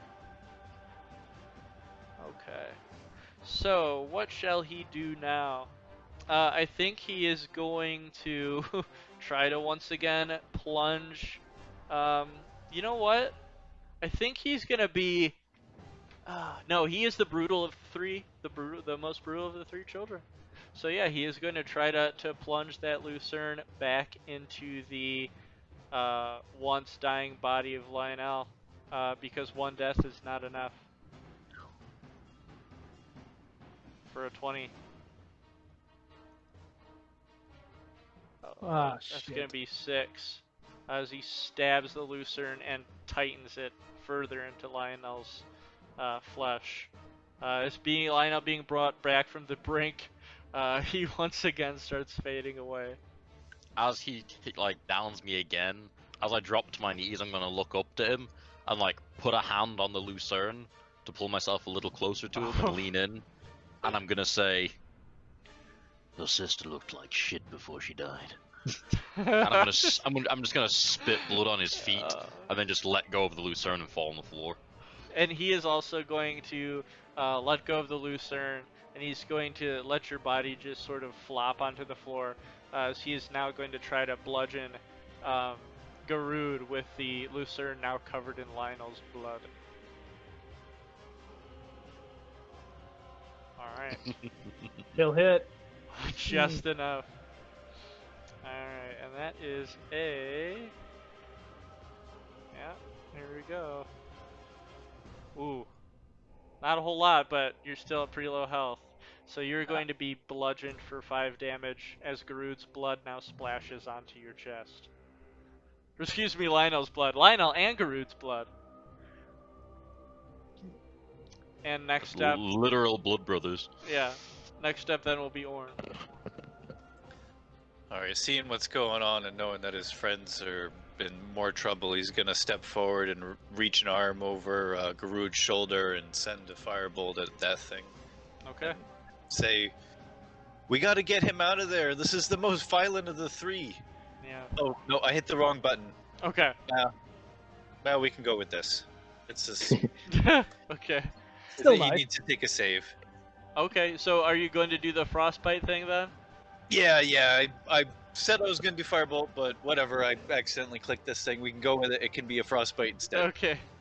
Alright, so another spider web like of frost goes onto his chest armor, and he's going to make that con save. Ooh, 14, Barely. just enough. Whoa. Yeah, it's all or nothing. Able to Alright. withhold from it. That's it for me, thanks. Yep, and next up then will be Lionel, who's got to make another death saving throw, but you are back to 0. So, Here we refresh. fucking go again. Every time you die and come back, you have to think of a new insult to spit at him. Reset it like so- a timer, bro. Okay, so now I have 3 saves again. Yeah. Yep. Hey! Nice. Alright, Oh, that's one one save. away. Your companions helping you made it just a little easier for you to gain, As I confidence. succeed that one, I'm gonna like kind of Oh, you're still unconscious. like my eyes are just staring at Garud as I'm like clinging to life. Oh, damn. Next step then will be Garud. All right. Get So, your second what do I torch. need if I Burn am him going again. to try and? So if I'm trying to basically like hoist Lionel, kind of back over to here, Yeah. so that way Orn can To, like, grab pull him. him out of What the would way? I have to do? Yeah, like pull him away from the. That'd be He's athletics. 300 pounds. Yeah. I'm also 300 some odd pounds. Okay, What do I? so What did I roll for it? athletics, and I'd say it'd have to be a 15. Just did. Okay. Yeah, Yes. well You done. pull Lionel's dying body out of the way of Yahim's cruelty. And then I am going to spin around, and I am going to unleash my. I have to find the thing for it, but I'm gonna unleash my scroll of acid splash on this Oh, dude. sick. Nice. Yeah. Sick burn. I can't remember if splash I time. ever got anything for it or not, as far as like a description. So I I can will go have ahead to and do find that. that for you. much appreciated. Yeah. You can always drag it from the information thing onto your character sheet and cast it that way. If you click the I button in the upper right hand corner, it'll show D&D 5th edition and give you Oh, a that's search cool. bar. You Oh, can really? type in acid splash and it'll find the spell for you. And then you can actually drag it from that thing onto your character sheet and it'll Oh, add it that's sick. as a castable thing. I didn't even know you could do that. Good info. That is pretty sweet. It is linked in the chat though as well. All right, well, you get a dexterity saving throw. All right. So you hurl that magic acid at the cruel Yahim, and he's gonna make that dex save for an Nope. 8. It splashes onto his flesh and armor as he cries out. And For how much 6 damage. Oh boy. Nice. Got him. Okay, so he is doing poorly, but he is still able to hold his ground and keep his strength. All right, my last thing I'm gonna do. I'm gonna take one movement and put myself directly in front of Lionel to Shield. keep him. Yeah, to shield basically. All right. Would this technically inspire him? No, he is unconscious. No, I mean Garud. Oh, you've still got the leadership either way now, but you've still got the leadership. Hey. So yeah, it's Nerf's turn. Alright, I'm gonna just run up to him and then I'm gonna try to do like a. Can I try to. Like a running jump. I'm gonna just attack him, but do like a jump onto Yeah. him while I'm attacking. Oh shit, alright. So roll to hit, and then when you hit, make an acrobatics roll to climb Oh, onto nice. his. Ah, Oh, dang it. Dang. Okay, so Well, you you hit are him. able to stab him with the spear, but you just sort of, come down back onto the ground after you do so. Okay, for 6 more piercing, as it drags down the rest of his torso armor, screeching with sparks as you land back down on the ground. And he is doing poorly, very close to being at bad boy health. And next up then will be Lucatiel, who is going to join the rest of you guys as she sees. Well, actually, does she have any spells? No, it's just leadership. Okay, so Lucatiel is going to run forward with her rapier and going to try to slash Shahim twice to just help out as much as she can. Holy shit! Well done! Lit. 2 hits. The first one's a crit. So with the first hit, she's going to use the momentum of this staircase to just bounce forward. And you see the coattails wavering behind her as she jumps up at torso height with Yahim, grabbing him by the back of his neck and stabbing the rapier deep between his rib cage. And the NPC kills the boss. Okay, Love it. so that is going to be the plus the bonus isn't doubled, right? It's just the damage. right, just a dice. Oh shit! Fucking motorcycle attack on this bitch. So that's gonna be 11, and then we'll add a D4 to that. And that's just for the first attack. Yeah. Hell yeah, 14 for the So first she one. deals 14 damage to him. So let's see. Okay. Yahim is now at deathly life as Lucatiel sort of stands on Yahim's body, plunging the rapier deep between the ribs.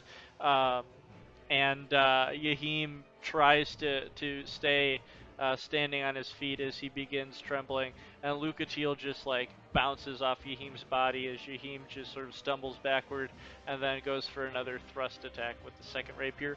That hits, dealing 7. Okay, with that last thrust, Yahim is now bleeding out as he falls to his knees, trying to keep himself up with his lucerne.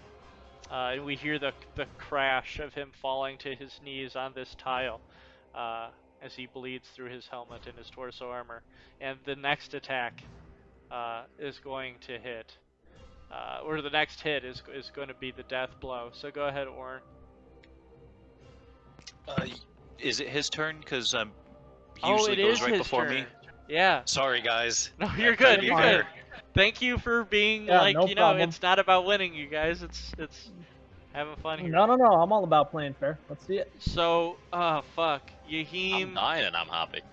is going to clutch her wounds as this black oozing blood comes from it as Yahim looks up to Lucatiel, and with a dying, deathly, hollow whisper, Yahim says, "Betrayer of the king." And Yahim will try to slash at Lucatiel with the Arg in hand as a melee attack. Actually, yeah, that's what's going to happen. So let's see what we've got here. So that's going to be plus 7. Alright, and that would hit, but Lucatiel, in her newfound strength, is going to use her parry, adding 2 to her AC, as she brings up her small, knightly blue shield of Mirrah, and it's just enough to block the Arg of Yahim, as they're sort of having a power struggle between Yahim trying to slice through, the hold of this shield, and Lucatiel holding up the Arg. Next up then will be Orn while this power struggle continues. Okay, I'm gonna step over Lionel protectively, like, straddle him with my legs. Yeah. Like, you gotta come through me to get to this guy. Nice. And then I'm gonna click the right button this time and try to hit him with a firebolt. Okay. But here's my bless roll. So 19. Okay, you hit him with that last bolt of fire as it completely consumes him as he yelps out in agony, reels backward, and fire just engulfs his helmet. Streaks of fire come out, and the most aggressive, most brutal of these children meets a very brutal and painful demise of his own as he falls to the floor, singed, bloody, and beaten. And then for movement, I'm gonna finish my move to kneel down next to Lionel and call out to my friends. Does anyone know medicine? Yeah, Lionel continues to die. I will do a quick medicine check again to see if I can stop the bleeding. Okay. Now that Natural you one, guys- I die. Yeah, for real. this time, hopefully without the Lucerne, it's a bit easier. Let's see. Oh my gosh. Oh shit. Well, you I tried. just stare further open. I'm sorry. As I try to close. Yeah, with like You the put pressure on the wrong wound. yeah, the increasing like desperation of this situation, you're just not focused enough to help him out. And if anyone has like healing or a health potion, you can go ahead and do that now. But after that, Lionel's gonna have to make a death save. Uh, so does anyone have a health potion or healing spells? I do not. No do one not. has a health potion. I I thought have them on me. Oh. I'm pretty sure Garud would know that. I'm gonna start searching through Lionel's packs frantically to see if he has anything on him that might help in this situation. Yeah, go ahead. You are able to find well, It's hold on. two, I've got two of those standard health potions. Okay. Now, there's something I can do to add tension to this. Oh no. I could do investigation roll to see if you're able to loot through his items in time, but if he did die and you guys weren't able to do that, it'd be like such a fucking salt in the wound shit. Where it's like we did have it, but that fucking investigation roll. Um, They're only so small pouches, so yeah, he's yeah, still. How many death saves have he failed so far? one. I've filled, We I have filled time. one. Oh, Past one, so. well then you wouldn't want to get a 1. Yeah. So, rifling through Lionel's possessions, you are able to see the potions he has on hand, but you're just sort of looking through what they are now to make sure you're giving him the healing potion, since they are not labeled with tape and Sharpie marker. Garud, here, as I pull out each one, I'll just set them next to Lionel's body, hoping that his friend Okay. might have more knowledge of what they are. But sorry, continue. Yeah, so are you able to detect? I'll let you use an action to do detect magic, if you can, to see if you're able to decipher which one is the health potion. Was I that know me? that in the moment, like we're kind of like this is like really intense. Mm-hmm. But Garud was there when I bought them. Like he was pretty much right I beside me. was. I'll do Okay. an investigation if you want me to, Yeah, but go I was ahead. there with him. Okay, Yeah. I'll give you advantage to it since you're able to you remember what the bottle looked like. So yeah, you are able to find this health potion. Um, being there alongside him, so you can go ahead and dump that in his mouth if you want. Try to heal him up. Will do. And what are the stats on your potion there? I think it's 2d4 plus 2. 2d4 Yeah, plus they're 2. not amazing. They're only little. It's enough to keep you alive. Yeah. Well, with Nice. rolls like that, With let's friends do like this. these. Okay. And we're back. Lionel's wounds close. He's brought to 11 HP. And you take a gasping breath as you regain consciousness in the tumbled remains of Reese. You're just like leaning against one of its brass armored legs. I'm just gonna like sit Oh, what a relief. bolt upright and just kind of pat my chest and look at everyone like, what the shit? Yeah. While he's recovering, I'm You gonna can't check die to see if before we maybe bring. there's some extra potions or something on the bodies of these guardians. Yeah. So we will do that, but I think do you guys Break. want to take 10 or 15, you guys' choice. By the way, I'm happy to do the break. Like, I'll go whatever people decide. Yeah. But while we're doing that, I know this is like straight after I've come back, so it won't be right now. Yeah. But when we come back to the thing, I need to strip the armor off one of these and try and wear it because I'm fucking like my AC is way too low.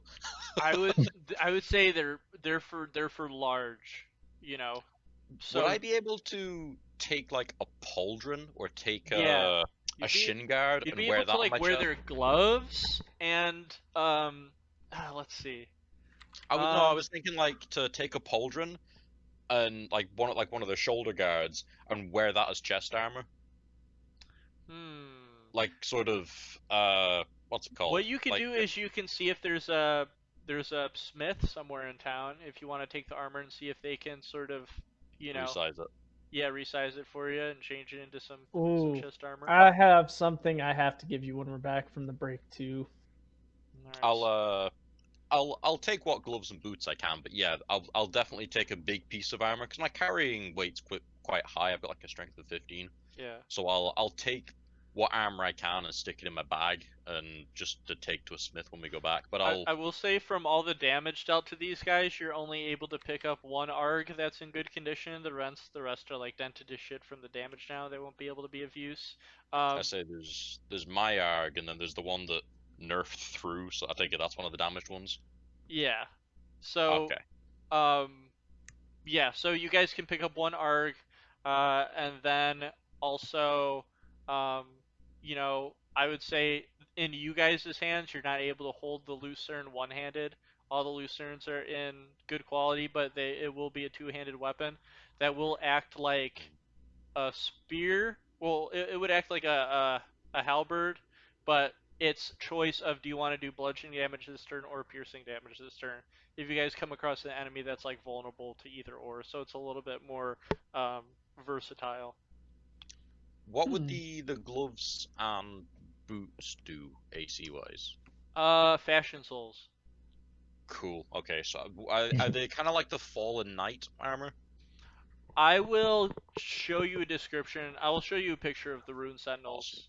They're like very elegant, like royal brass, like Sweet. vestments and stuff like that. Dude, the timeliness of getting those nat 20s was Oh fucking man. insane. I was like, Oh, oh wow. shit. No, I got something that I'm gonna give 1-2 for everyone else in the group here that I forgot I got at the Yeah, you got your potions of heroism as well, didn't you, or whatever they are? yeah. All of you are getting one of them after this because if we face anything else this tough, we're going to be Oh fucking toast. fuck! Have you seen what Brandon's put in the chat, the picture? I did. It looks sick, dude. All of that stuff looks so good. That's fucking cool. Yeah, I'm gonna try and like take off the gorget and the cuirass, and maybe Yep. like a pauldron, and just put them in a bag, and then when we get to a smith, just get them turned into something. Because my AC is woefully low. That's fucking that's bad. Well, that's the other reason I'm going to give you this potion that gives you a +2 to your AC. Awesome. That'll put me up to 14. Yeah, 14. And then God plus damn. whatever he lets you get as far as the armor goes. I don't get back any spell slots until we have another long rest, so I've got to save my cure wounds just in case. Well, I know. That's why I'm saying I'll give you this because for an hour after drinking it, you get 10 temporary hit points. And then you're also under the effect of the bless spell. So The whole thing's just insane. When you think about what went on in that short period of time, like right. we fought the sister and just brought her down, and then like the second guy fucking comes out, and we all go to attack him, and then the brute just smashes through the wall and just takes me out in one shot. It's fucking that was like dramatic as hell because in my mind it was so You've seen Return of the King, yeah? Lord of the Rings? Mm-hmm. You know when Yep. Aragorn turns around and the Olog High is right behind him? Like Yeah, he like that was turns the slow same feeling motion I had too, dude. and like he's on top of it's on top of him and it's about to kill him. Like it was so like really dramatic, like da, da, da, da, and I'm like getting stabbed by this fucking lucerne and you're like, no. Oh, it was Dude, fucking I felt madness. like Frodo and Sam when what's his name dies. They're just no To trying me to it run was back. it was like when they're in the throne room in Moria. You know when gets Yeah, stabbed and they all jump on top of the ogre. Like genuinely, it was fucking insane. Like the sheer just not quite fear, but like kind of terror of uh Lionel kind of accepting that it's happened. Like Lionel's like just gets hit and he's like, this is the end. But everyone else is like, oh shit, and Lionel's just like in another fucking world in his mind. He's just gone. yep. I basically did for you what the Wood Elves did for Frodo. When he Yeah. wakes up in that bed, just like, what the hell? Yeah, just laughing like that was pretty crazy, and his friends are like, "You're a piece of shit." Oh man, that was insane. Playing possum is not okay. Yeah, I like how like the bard just like runs in, instantly gets fucking wiped out. Dude, it's the fact that you sat in the front. I was like, oh fuck, because like from my standpoint, like literally, I am behind the one that you're standing in front of, and then that one snuck up behind you, so you were trapped along with Lucatiel, so you Oh yeah, didn't I have was a chance. I was screwed. just like, oh shit, trying to get rid of the enemy in front of me so I could try and help you. And I was just like, oh, this ain't gonna end well. I don't know why, but I really feel like the way that it played out was just fucking like pre-written. Just the way that everything went was fucking amazing. The fact that it was like the fight started off and we're like, okay, we've got this, and then the second one shows up and we're like, all right, we can kind of deal with this. The fucking And third then one shows up, one the of us third one shows dies. up, and me and you almost get freaking cleaved to death. Like, Literally, if that thing would have hit me once more, I can pretty much guarantee you I would have been down with you, like laying next to you, like. like the only reason that I don't tank because I can't, but the only reason that I front line is because we don't have enough tanks, and you can't be everywhere. Like you fucking, like you can only face so many guys at once. So like I'm trying to, I don't know, I'm trying to like fill up a gap in the rank. Well, my thing is, I feel Hey, like hey, Lucatiel could definitely be a second tank. She has how many hit points, dude? I Like say I she's have, like I have 50 or 30. something. Yeah, I have 34. So I'm like, uh, she should hey, be Alex, tanking with me. Yo. how much do you think you'll use the ARG? Oh, I'm definitely needing that for my AC. I'm Would you? sorry, I man. have a regular shield. Would you trade for that? What's the AC? +2. +2. They're the same AC, but the ARG you can throw for damage. So a shield's +2. Yeah. Well, he just posted that the ARG is only +1. Oh, he did Ooh. change. Oh, okay. Oh, you can have the arc then. It's literally just because I've got to up my AC because, like I was saying at Brandon before, I'm gonna Right. scavenge every bit of armor we find in this dungeon because I am woefully low at the moment. I'll take the AC hit for that range attack. That'd be nice. I'm just happy to stay alive, to be honest. All right, I'll take the ARG. You take my shield. It might be Sweet a little trade. small for you right now. Nah, You it's have fine. my shield, and you Can- have can- my morning. I wonder if I could technically use it as a buckler, like as a little shield that I can like put on my forearm and two-hand my sword. I mean, it kind of looks like it could be. It's not like it's a giant shield by any means. Yeah, and I mean that shield's gonna that shield is essentially a great shield for you, Nerf. Yeah, then I don't have to deal with losing my spears anymore. I think it's just hilarious the fact that you're gonna hold that shield and all will be able to seize the shield. Like, Just where's the Nerf? little feet bobbing below it, and that's Yeah, it. don't say Yeah. that too loud. He might take the shield away from me. What's funny is he's gonna throw that damn thing 60 feet. Yeah. Yep. And he's gonna I'd peg like someone right in the dome. Just I I like to think that you do like a sort of full gravitational send where you like spin your whole body around like when you throw a person and you just No, let dude. go with this I frisbee see him. two-handed. I see him throwing it like it's a discus, bro. Straight up, just. Like you pick him up while he's holding it and you like swing him backwards and forwards and Nerf just lets go. We also have to get Nerf to sit on your shoulders at some point and stab people with a spear just 'cause it'd be fucking hilarious. That would be pretty epic. Or no, give Nerf a crossbow and like have Nerf sat on your shoulders as like as mounted archery on your back and you're like roaring and fighting stuff. Well, I don't think I'll need him for that soon. No, there's stuff coming up for all of us level wise that's gonna make big differences. Yeah, I should actually have a companion right now, but we're waiting until the end of this dungeon. An animal companion. And I'm gonna ride it. I am excited to see what your animal companion is.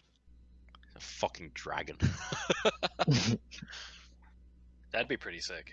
That would Like be epic. you roll a D100 and you come out with like a fucking elder dragon or a spasticated like illithid that's your fucking friendly servant or something that's doing all sorts of like wild magic shit and you're like, hey, this worked out pretty well. Dude just gets a giant nature elemental as Yeah. Like in the like in the mage mind thing where like I Yep. had that fucking elemental, you end up with some Skyrim style storm fucking Atronach. that, or it just winds up being an ent. Yeah, just this like Just 30-foot tall stomping fucking below. tree. Exactly, like Treebeard just smashing the shit out of stuff. I just like the idea of Nerf riding on the back of an owlbear. That would be funny. Brandon's like, hey, roll a D100, and on the table you roll a Tarask, and he's like, okay, roll again. I'm looking forward to third level spells. Oh yeah, you're gonna get some wild shit. Your character is just giving me whole Orochimaru vibes, which is fucking cool. So something that I did forget to mention, that's gonna sound like a tack on now because it's like, oh hey, guess what? As soon as the brothers and the siblings of King Idubus were all vanquished, whatever magic was left in the statue of Queen Hyde, the flickering of the eyes would completely dissipate, and there'd be this sort of ruinous blast that would come from the remains of her statue. As soon as this blast just sort of reverberated from her, she would crumble down to just dust.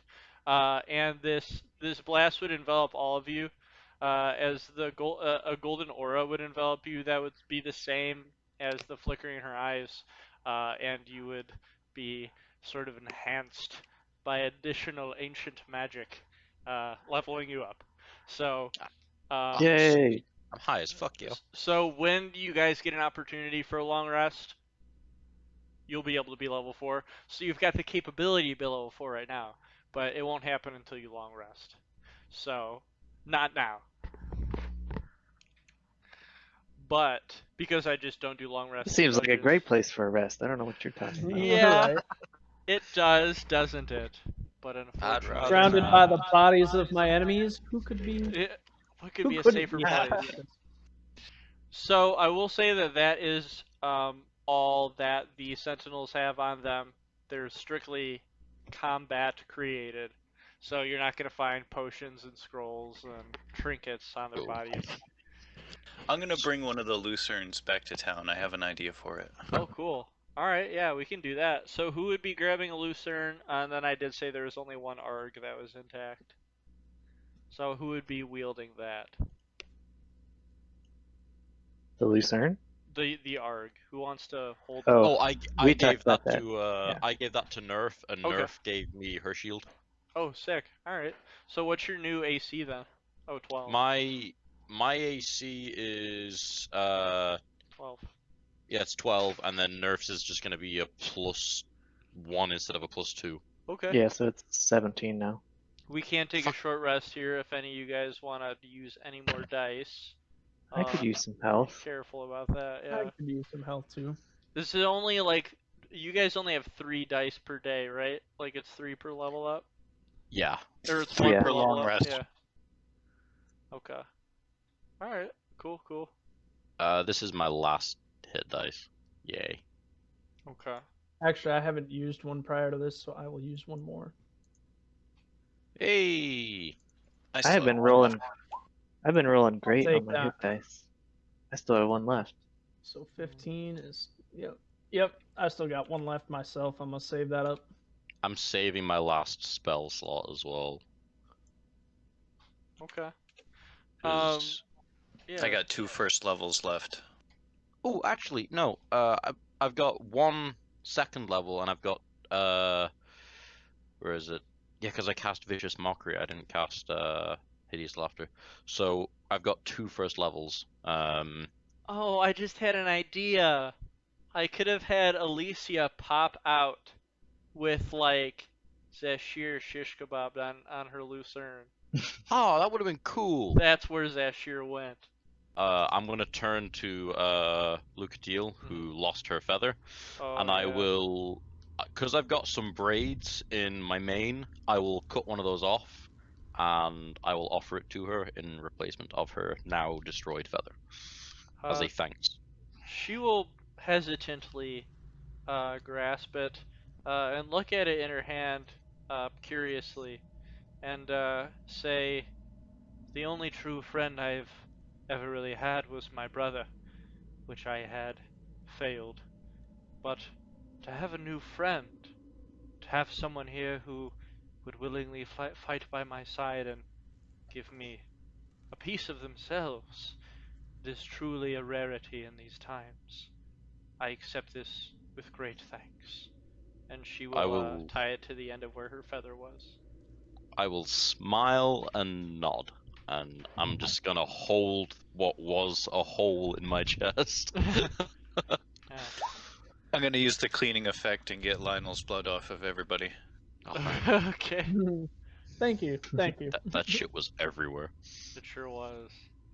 So with that, after the thanks and your nod, we hear the creaking open of this door as the magic that had locked it and locked the children in this room had dissipated from Queen Hyde's statue. And it is just an elegantly carved door with intricate royal designs, also made of iron, but it creaks open, squealing against the stone tile below it. By the way, DM, that Lucerne that you put in the group chat, Yeah. I had that fucking thing in me. Yes. Yes. Which end? The sharp The end. pointy end. The Yes. pickaxe Fuck me. looking end. There's Jesus. 2 sharp ends. Yeah, for real. I had both of them in me. Both. Yes. I got First Grim one, then the Reaper other, to and fuck. then all of it. I think Jesus the rune Christ. I absolutely love the rune sentinels to fight against. Like I look forward to them when I play Dark Souls 2. I think their design is really really cool. So you guys see Orin is awkwardly dragging this lucerne behind him, and he tells everyone, "Well, Like you Pyramid see, Head. I carry a staff with me, and I was gonna offer the blacksmith that he could keep the hammer part end if he could cut off it for me." I'll That'd be cool. offer to carry it for Orn. Yeah, carry that shit on your back. Yeah, I got this, buddy, and I'll just kind of I'll I'll kind of motion to him with an open hand because I don't just want to snatch it off him. So I Thank think you so much. I'll just like stuff it into the belt on my back. as the door opens, before going up, Lucatiel now sort of having a bit more of an open heart for you guys, and being very shocked to have people he can call companions in this time. Is something that was pretty rare. Is just even ancient Rome, like having a friend is like not common.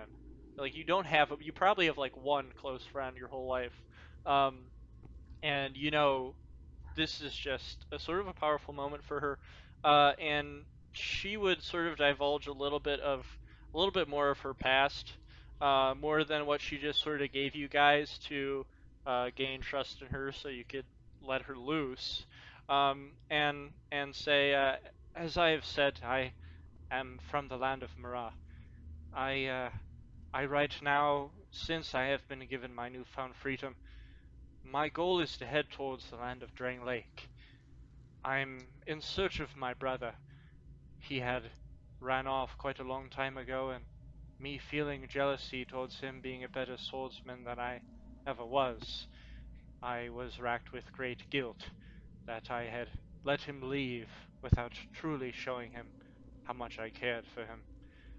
I very much so regret that I let my relationship with my brother get to be of such competitive mindset. I could have spent that time with him more wisely before he disappeared. I will nod, and I will just say, brothers are a tricky business. Take it from one who knows. Believe me, things can always be far worse than you perceive. And I find it hard to believe there's a better fencer than yourself out there. Well, thank you very much. I do so appreciate that, as you all have definitely seen what I am capable of in battle, and I'm glad that I was able to assist you and keep us all alive the best that I can. But I heard that there's strange magic in the land of Drangleic. I'm not sure exactly what, but there have been rumors that those who wish to change their past might be able to find it in that land. And if I could do so, then I very much so will try. My brother is all that I have left of my past. Oh, I've heard there's and Orn kind of looks to everyone else a little awkwardly. I've heard there's some interesting things in Drangleic. It's so it seems that I myself am not alone in these rumors. It has been quite a long time since I have been on the outside and have heard them from fellow mercenaries, travelers, and treasure seekers, most who have gone to the treasure-filled land of No Man's Wharf that remains uninhabited. But you have heard of this magic. Would you be so kind to divulge me what exactly it is that these travelers speak of that might bring my brother back to me? I'll nod and smile and just say, there's certainly strange things here. And I'll tell them of what happened in town with that fucking, what was it called? The attack? Yeah, The that, cat? Oh, the griffin? yeah, that asshole Griffin and how Yeah. Garud basically headbutt it into submission. Yeah. Yeah. And then I'll just let them know what we learned, Yeah. of the throne. Okay. So, um, Lionel and Garud both learned of this separately than Nerf and Orn had. But you guys, your knowledge of it and what you had seen matches up with each other from Lionel's description. Would you at all speak on the firekeeper in that cabin, Stroan, did speak of its origins and sort of the players involved in that story. Um, would you speak at all of the people that were involved in it, or just of the throne itself? Uh, Sort of whatever your discretion would be, I guess. I probably just it's not a story I know Yeah, well, right. so I would just tell what I know about the throne itself. Okay. So, um, I guess in your own words, entirely from you what you remember, because if your memory of it is vague, then it's vague.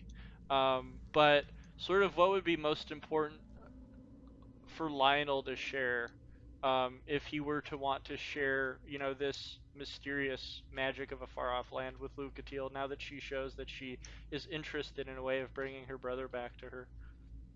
Ooh, that's cool. So I will basically tell her that while it's an object that's certainly capable of bringing ruin to many, it's what I've learned, something that can very much fix your life. There could be a cost, I don't know, but all I know is that it's what we all walk towards now. With such great magic, something I've learned on my journeys is there always seems to be a cost with such things. But I am one who has lived with very many great costs my whole life, and whatever it may do to me, I have no qualms with, if it is all that is left of bringing me back from this terrible, terrible guilt that I am now burdened with. I do know that deep, deep below this prison is another who is racked with a guilt that I could not even comprehend. Perhaps if we were to seek further answers of the dangers that may be afoot if we were to search for such a great magic, it is he, above all else, who may give us the answers that we seek. You speak of the king. King Idubus, yes, I fought alongside his madness. He What seemed wa- to have been very much so inspired by whatever it was that wrought him so. what was he like as a commander on the field? Well, I'd only heard of the times in which he was such a great, kind ruler.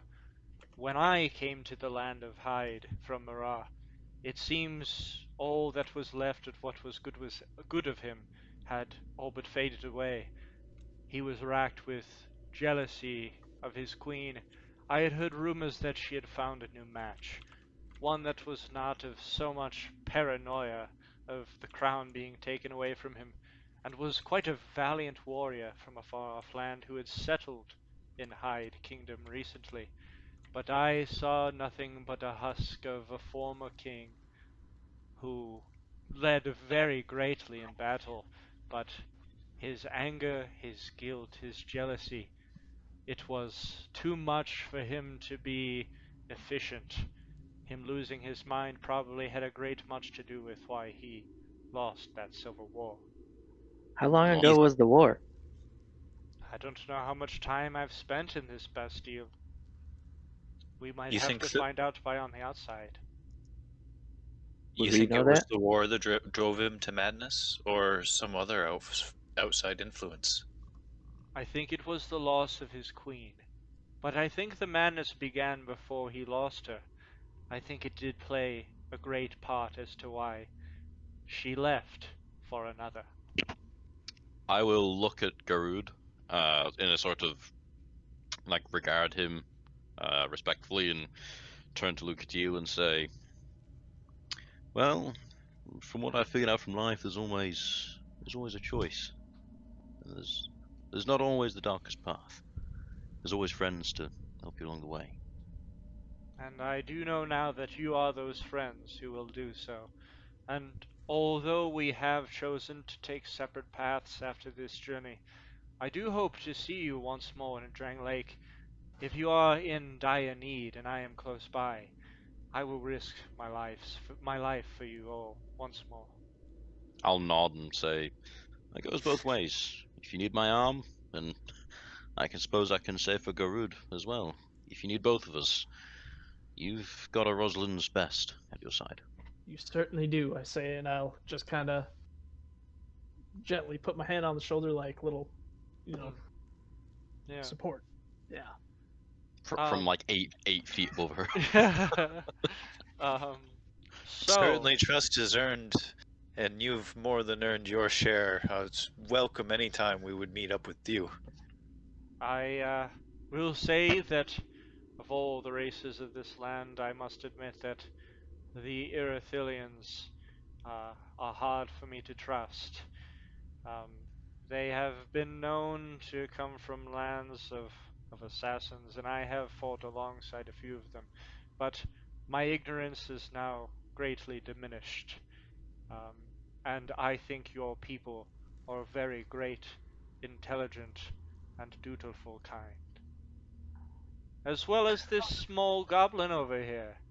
You have shown great tenacity, and I think this fighting force would not be quite the same without your charisma, although unorthodox. Thank you. But of course. Now, with our morale back into our hearts, I believe it is time we ventured deeper into this place, hoping to find some answers from the rotting king that lies below it. Shall we go onward? I'm ready. All right. All right. Uh,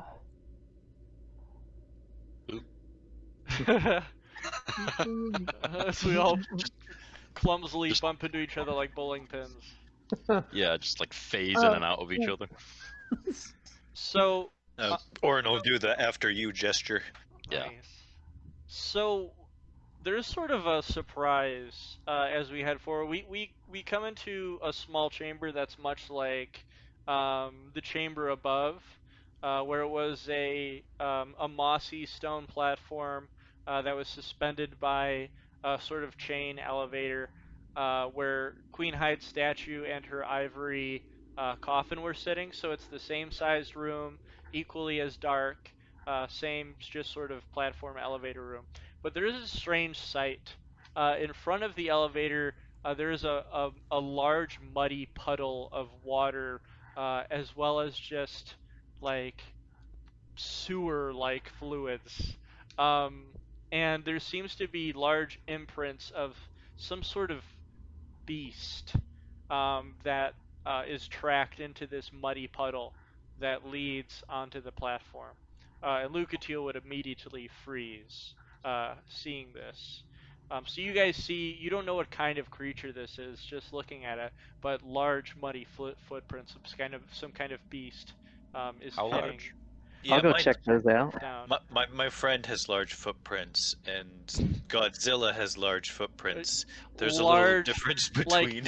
whenever I use medium, small, large, it's D&D terms. Excellent, thank you. Okay. Yeah, so Alright. if I were to use descriptive, I would say like giant, but like when I say large, it means large creature.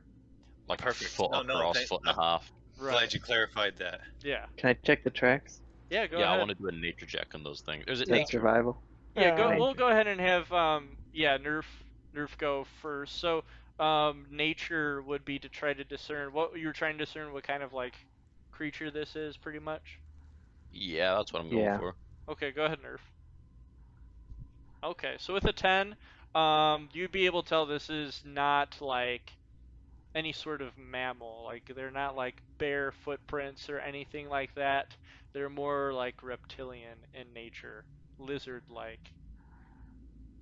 Is Garud checking as well, Yeah, or go ahead. is Go ahead and make Lionel? your. Yeah, whoever Yeah, wants to make a I'll roll. let you go first, man.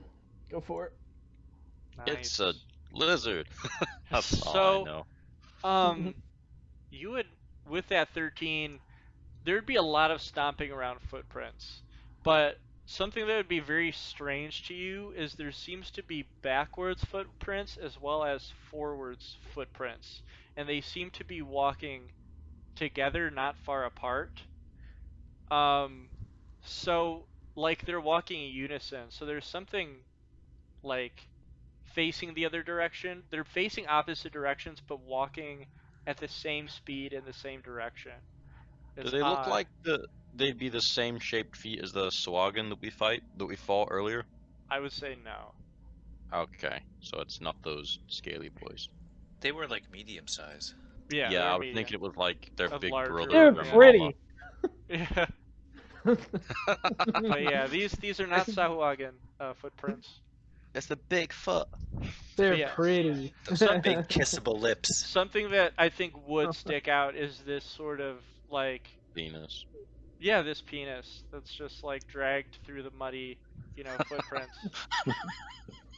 Just like a slithering snake.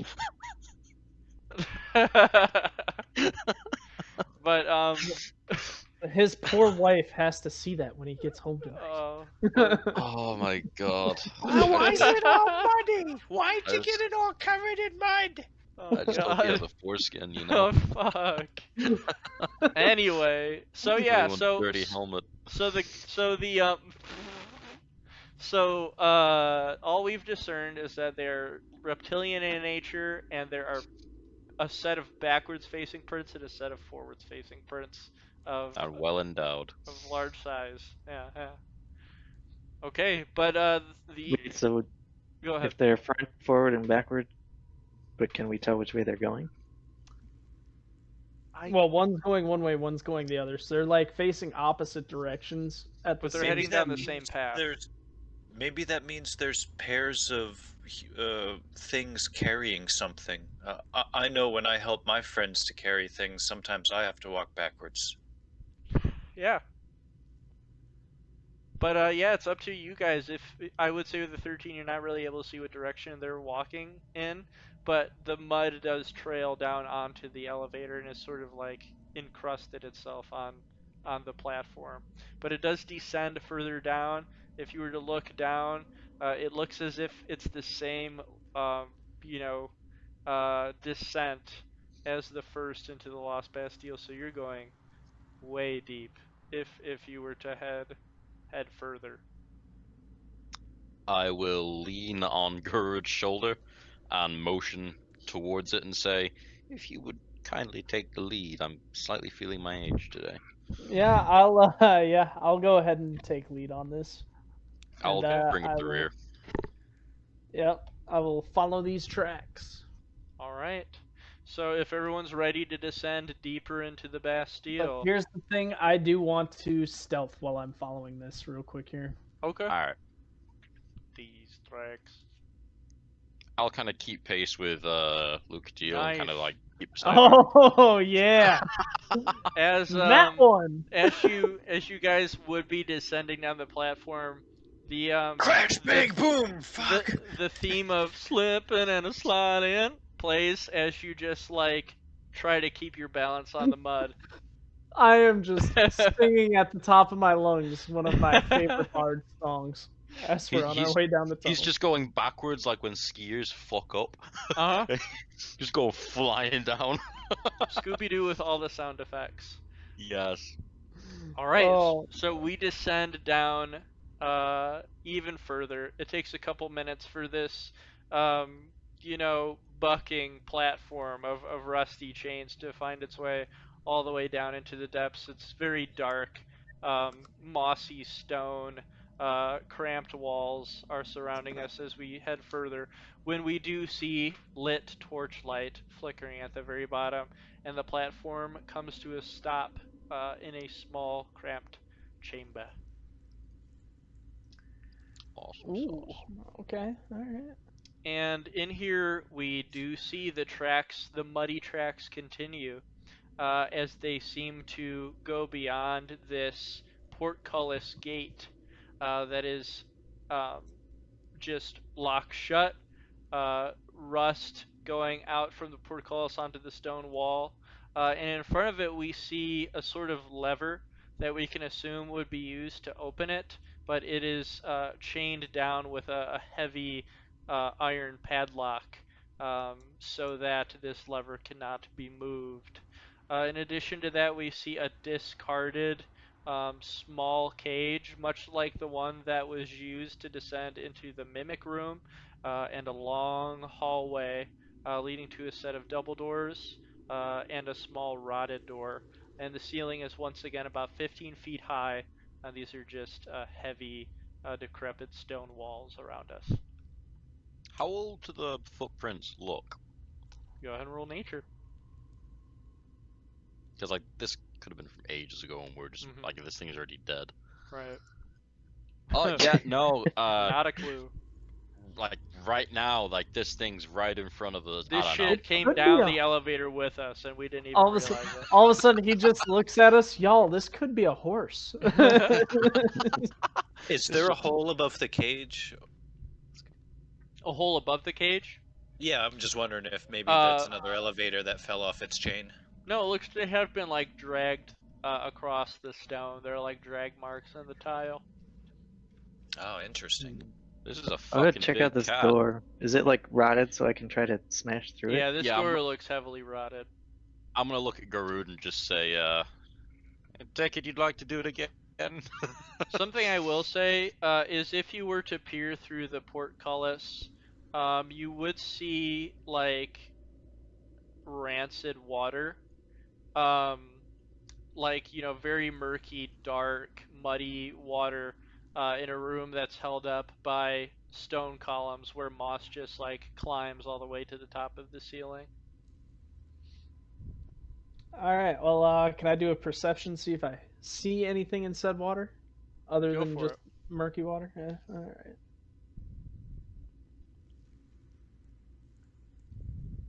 Nice. Oh yeah, I needed one. All right. So Fucking you can rolling those tell that 20s. the water is about 2 feet deep before it hits the tile below it, and you see a strange like film of some sort of green goo that is like swirling through the water, like oil and water where they don't mix.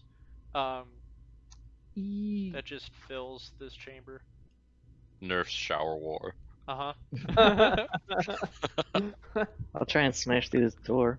Okay. Yeah, I'll give Nerf yes, a I'm hand. gonna watch. I'm Make gonna a watch strength this. roll. Can I assist? Yeah, go ahead and add a d4 to that. I'm just Sweet, gonna you get. watch this happening. Oh, you get a D4 on top of that. Ah. Awesome. So with a 14, this door just crumbles like rotted, wet cardboard. And as it just rots to the ground and falls into pieces, we come into like a small little storage room looking area with a rotted barrel and a bookshelf that's falling apart. But on top of it, in a layer of dust and cobwebs, we can see rows of like components. There are like potion bottles and small little wooden basins filled with like grains of different, materials and crystalline and rock like gravelly type substances, just components. Without being I don't know what the word is for it. Like not being too specific with them. Yeah, I'm just gonna see like oh a bit of charcoal or like a feather or like a piece of leather. I'm just gonna just put yeah, them in different pouches on the bag and like I'm not gonna look at the potions in particular. I'm gonna keep them separate because I don't know what okay, they are. But I'm just gonna like grab one, put it in a pouch, grab okay. one, put it in a Yeah, when I pouch. get Not like just throw them in, but kind of like just grab like one or two and just throw them okay. in, So but not go. literally throw them because I don't want my pouches to melt. We do see flickering behind this large wooden double door, which does seem to be in better condition. And if we were to peek through this, like a large slit here, you would be able to see that this door is also barricaded by a wooden plank, much like the one in the previous chamber. I'll turn to Orn and say, would you suggest the mage hand? Or Yeah, Garud? but it wasn't my mage hand. I don't know that spell. Oh, no, like, I'm saying, like, would you suggest that I mage hand it, or did you just want Garud to throw himself through it? Oh no, the delicate option. Certainly, we don't want to make extra noise. If you can pull that trick off again, that'd be fantastic. I'm gonna look to Garud with an apologetic look, like, maybe next time. I'm gonna have my flash, shoulder ready just in case shit does. I'll flash up the mage hand and pat him on the shoulder with it, and then lift Wow. up the board. Oh, me just sitting there. Oh. So It's okay, buddy. There'll be more. Oh, it tickles. Oh. the the mage hand slowly, ethereally, uh, like Hitchhiker's Guide to the Galaxy with the doors, hisses its way under the two doors, and you do see the large wooden block in the way of the two double doors, and the mage hand is able to carefully push it out of the way as you hear the plank come falling down to the ground, and the wooden doors are able to just be pushed open I'll if you turn wish to do so. to Nerf and like I'll crack the door open slightly and I'll turn to Nerf and whisper and say, "This looks like a job for you." All right. Do your magic. Be careful. What am I doing? Sorry, I was messing with spells. You're good. You cracked the door open. You want me to sneak in? Yeah, you're the scout in this, so I trust Okay. your perception. Yeah, if you want to roll stealth, you can do that. Or if you want to just sneak in, whatever you want to do. Oh, sick. All right. Fuck me! Silent cat feet. Not a single noise is uttered, like a snail that actually moves at 0 decibels. You make no audible noise, and you are able to slowly barge this door open.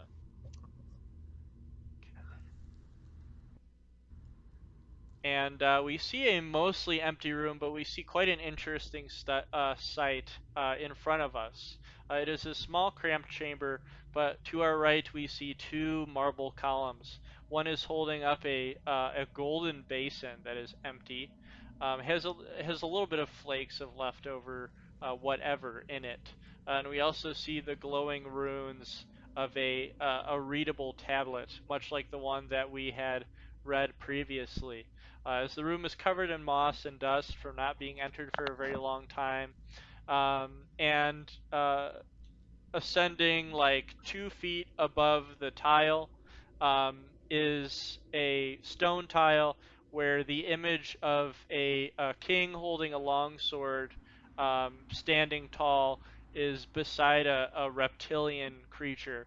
It looks to just be a generic um, placeholder for a reptile, sort of just symbolism more than anything. And it clutches a silver key tight in its mouth. And that's a statue too. Yes, they're both statues. Okay. I guess I'll just wave everybody in. All right, cool. Do I have 2 keys here? Just a second. Oh no, it just looks like it's 2 keys for some reason. Okay. All right, well, I am gonna take a look at this here rune. Were those Do tablets I in like recognize- celestial or whatever? The other ones we'll try and see what these ones are in. All right, what do you want me to roll for that? I'll give him a peek.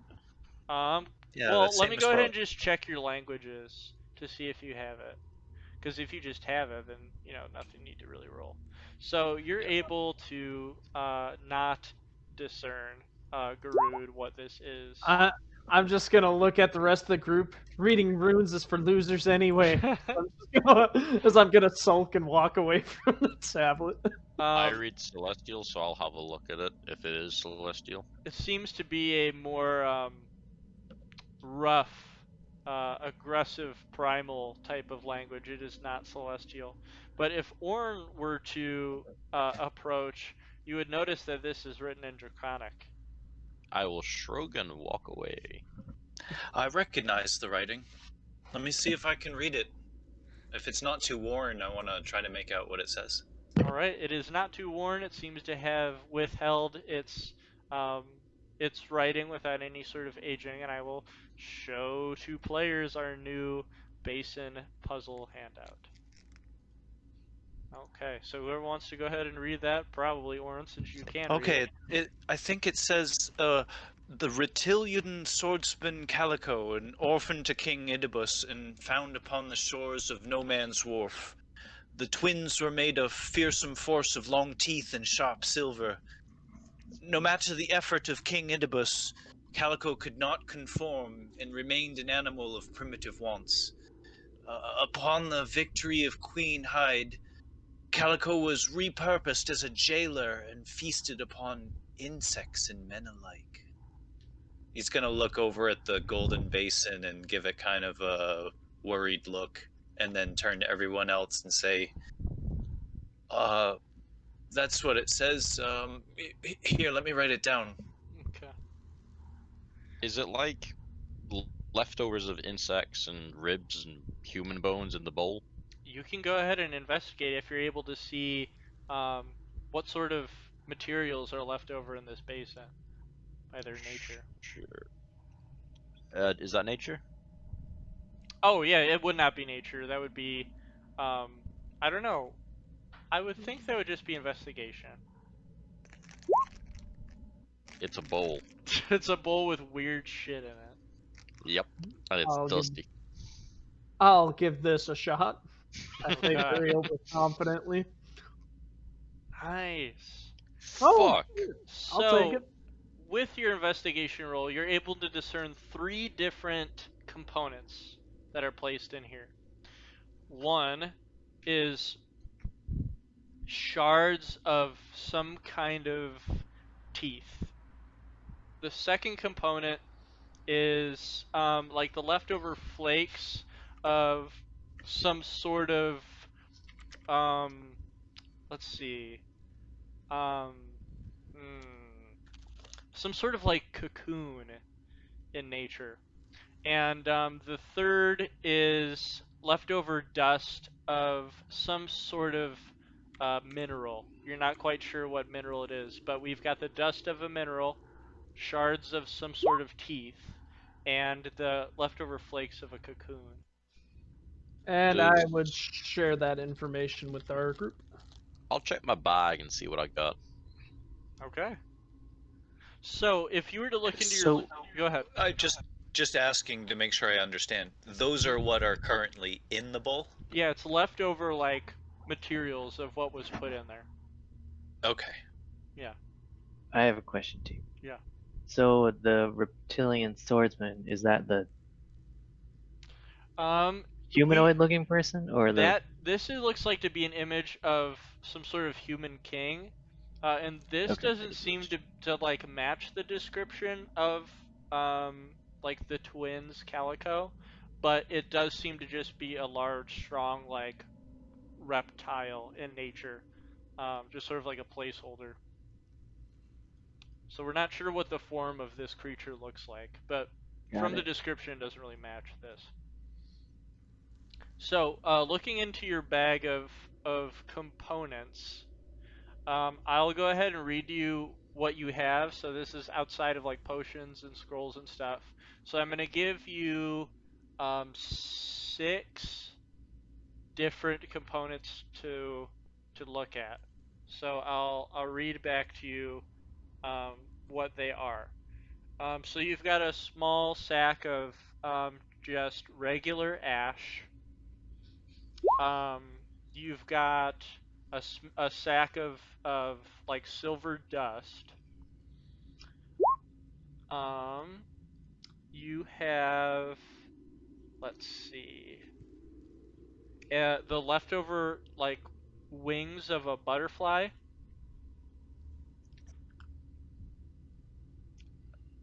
Caterpillar cocoons in a jar.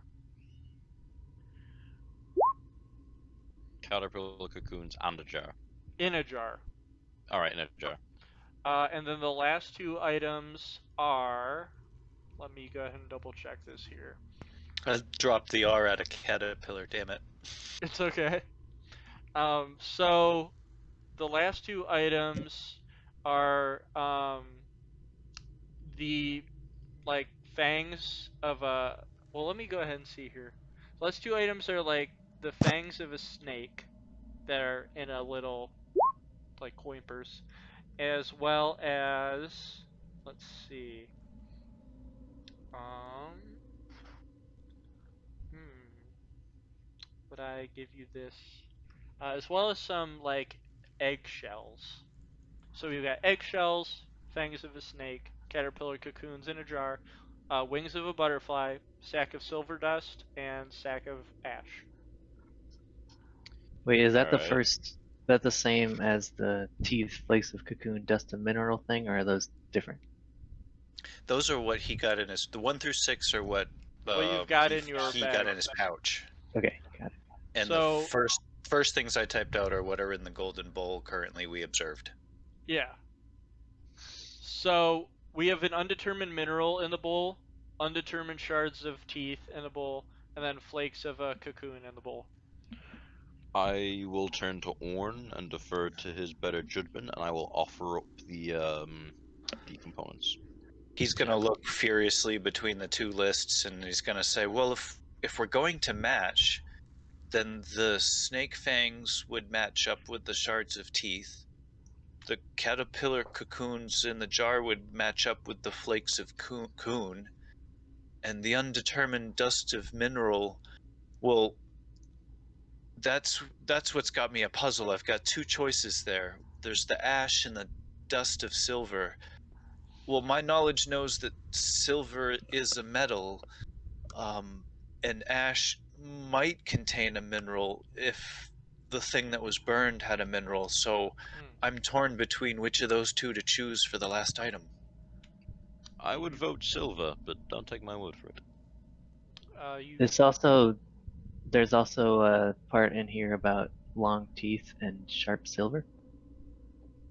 So do we need to combine those somehow? I think we Then should maybe shove the in a bone. silver is the good choice. Because the teeth were already in the choice list Aye. of what I'm assuming should go there.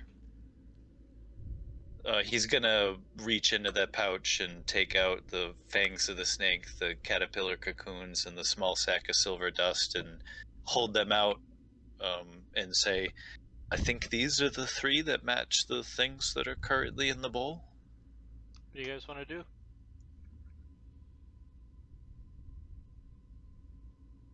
That could work. What about the end? It talks about insects and men. We don't really have something that is related to men that we know of, depending on the undetermined and the ash.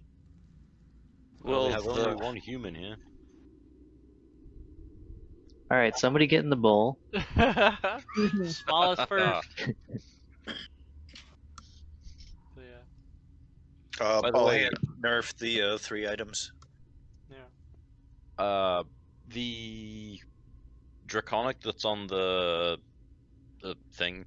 I'm gonna take a bit of paper and I'm gonna take a tiny bit of the oil that I have, just a tiny, or no, the ink, tiny bit of ink, and I'm gonna try and get a rubbing of it, just cool. to save for later, of like the actual draconic, not the translation. I would say doing that, I would give you, like, if you were to try to discern a language, I would. I I- can always Go write it ahead. out for you later in Draconic. Yeah, you Yeah, could. that's You cool. could teach Lionel. I would say you'd be able to. Oh, geez, I don't want to like be able to. Everyone can teach each other their languages in a long rest. I don't want to do that. Over the course of like a really long period. We could roleplay a little bit of it and maybe take a really long time to teach him some. What I could Yeah. do, yeah, if you guys come across like a certain, I don't know. I think that would totally like take away the point of like everybody having their individual languages. Just drag it out over a really long Yeah, time yeah, we could period. do that. Yeah, to the point where you would still need Orn, but I would say you'd be able to make out like common words. Yeah. So yeah, we could do that. I'll teach him the phrase for the reptilian swordsman, the first 3 words, and let him practice on that for a while. Oh, cool. Okay. Exactly. Is that right? If Don't you forget were the disabled. at the end. Yeah. Much closer. It's Sort gonna of take like a bit. Dragon Hebrew a little bit, you know. Ishmael. Yeah, you gotta sort of have that to it. They do use vocal cords just like us, so Yeah, you're right. White Castle.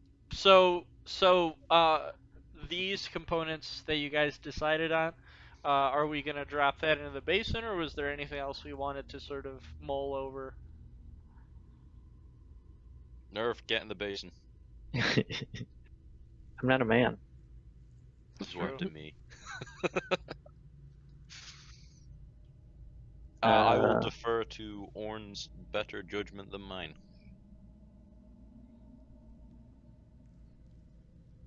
oh boy.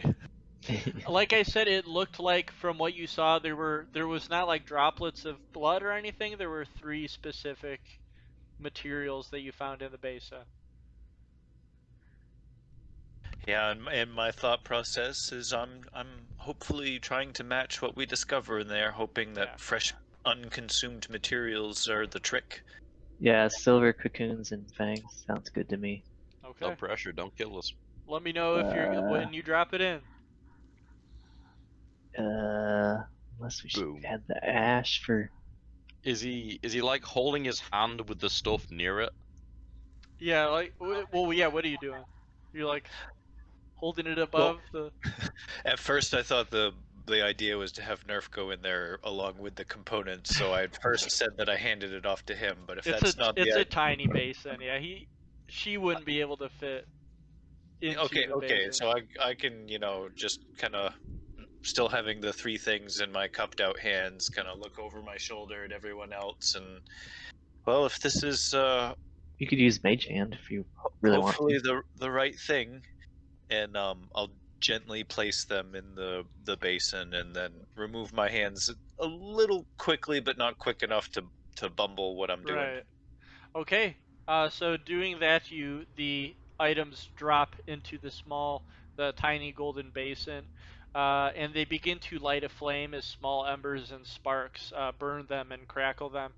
And as that happens, in a puff of smoke, you see like a thick purple incense-like smoke lift off from the components that you had put in the basin as it begins to glow. And when that happens, the same purple glow comes from the stone lizard statue. As with the cracking of stone, you see it slowly start to open its jaws, and as it does, the key drops from its mouth and clangs onto the floor. Yay! Woo! You got it. All right, and then as that happens, the purple smoke disperses, and its eyes go back to being just of stone. Lucatiel would say, "Very fine work, all of you. Very fine work indeed." Orn lets out a breath he's been holding. The mage hand pats him on the back. So we have this key now that is made of pure silver. It's pretty light. It's a regular size of a key. And then Lionel's got his pouch of potions and all of that. And if we were to rifle through them whenever we wanted to, we'd be able to discern what he's got. Um, but we can only assume that this might have something to do with the iron padlock. And if we were to bring them together, perhaps this lever might be able to be pulled. And then I am aware that we've got a couple minutes left. So whatever you guys decide to do, I'll leave you on a little cliffhanger for whatever next action you guys want to do. Fucking run and open the door! Take a long rest. I wanna The timer progress. appears above our heads. Yeah. Okay. So were you guys gonna try to see if this key fit in this keyhole over here?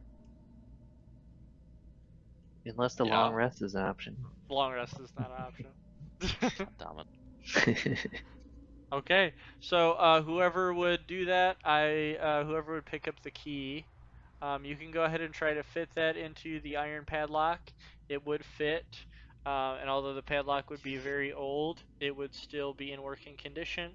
As we would hear a click, the padlock would fall off the chain, and the lever would be able to be pulled if we were wanting to open that rusted portcullis. For Yeah. whoever wants to. Okay, so we pull the lever, the rusted portcullis screeches against the stone, sort of struggling to get to the very top, as it's very old, but it does open all the way, and if we were to peer through the portcullis, we would see this large chamber of murky water. Let me go and reveal the rest here. Oh, before we proceed, Sure. that chair that's in that room, is it still there? Yeah. I'm gonna take that. Okay. What are you gonna do with the And chair? I'm just holding it, and it's mine now. Okay, I'm you bringing have it a with me. chair weapon. You can use it for a D4 of damage once before it smashes in WrestleMania style. In Katarina, it's like slapping someone with a glove if you throw a chair at them. Oh wow. Yeah, it's like a traditional thing. If someone throws a chair at you or breaks it over your head, it's like a come at me bro kind of thing. We learn more and more about Katarina culture every day and its oddities. So, leaving you guys off with this, we have a strange sight of a small or a large hide tent that is sort of sloppily, primitively put together. And it is covered in like green ooze that is just dripping off the sides of it. Is it? Go ahead. Oh, sorry, I get excited. It's okay. Is it floating on the water? No, it's built onto the tile, so the water is like around it. Oh, cool. And then we see a pile of humanoid bones that are just like glued together with this ooze that's dripping off of it into the water, as well shit. as a lever over here that is just completely covered and sticky in ooze. And beyond that, we can see the water sort of like slowly spiraling into this big like hole that has formed into the tile, and we can hear like the sloppy like swirling down into this large hole. And then we will figure out what the hell is going on in this room next time, um, as we go deeper into the Lost Bastille.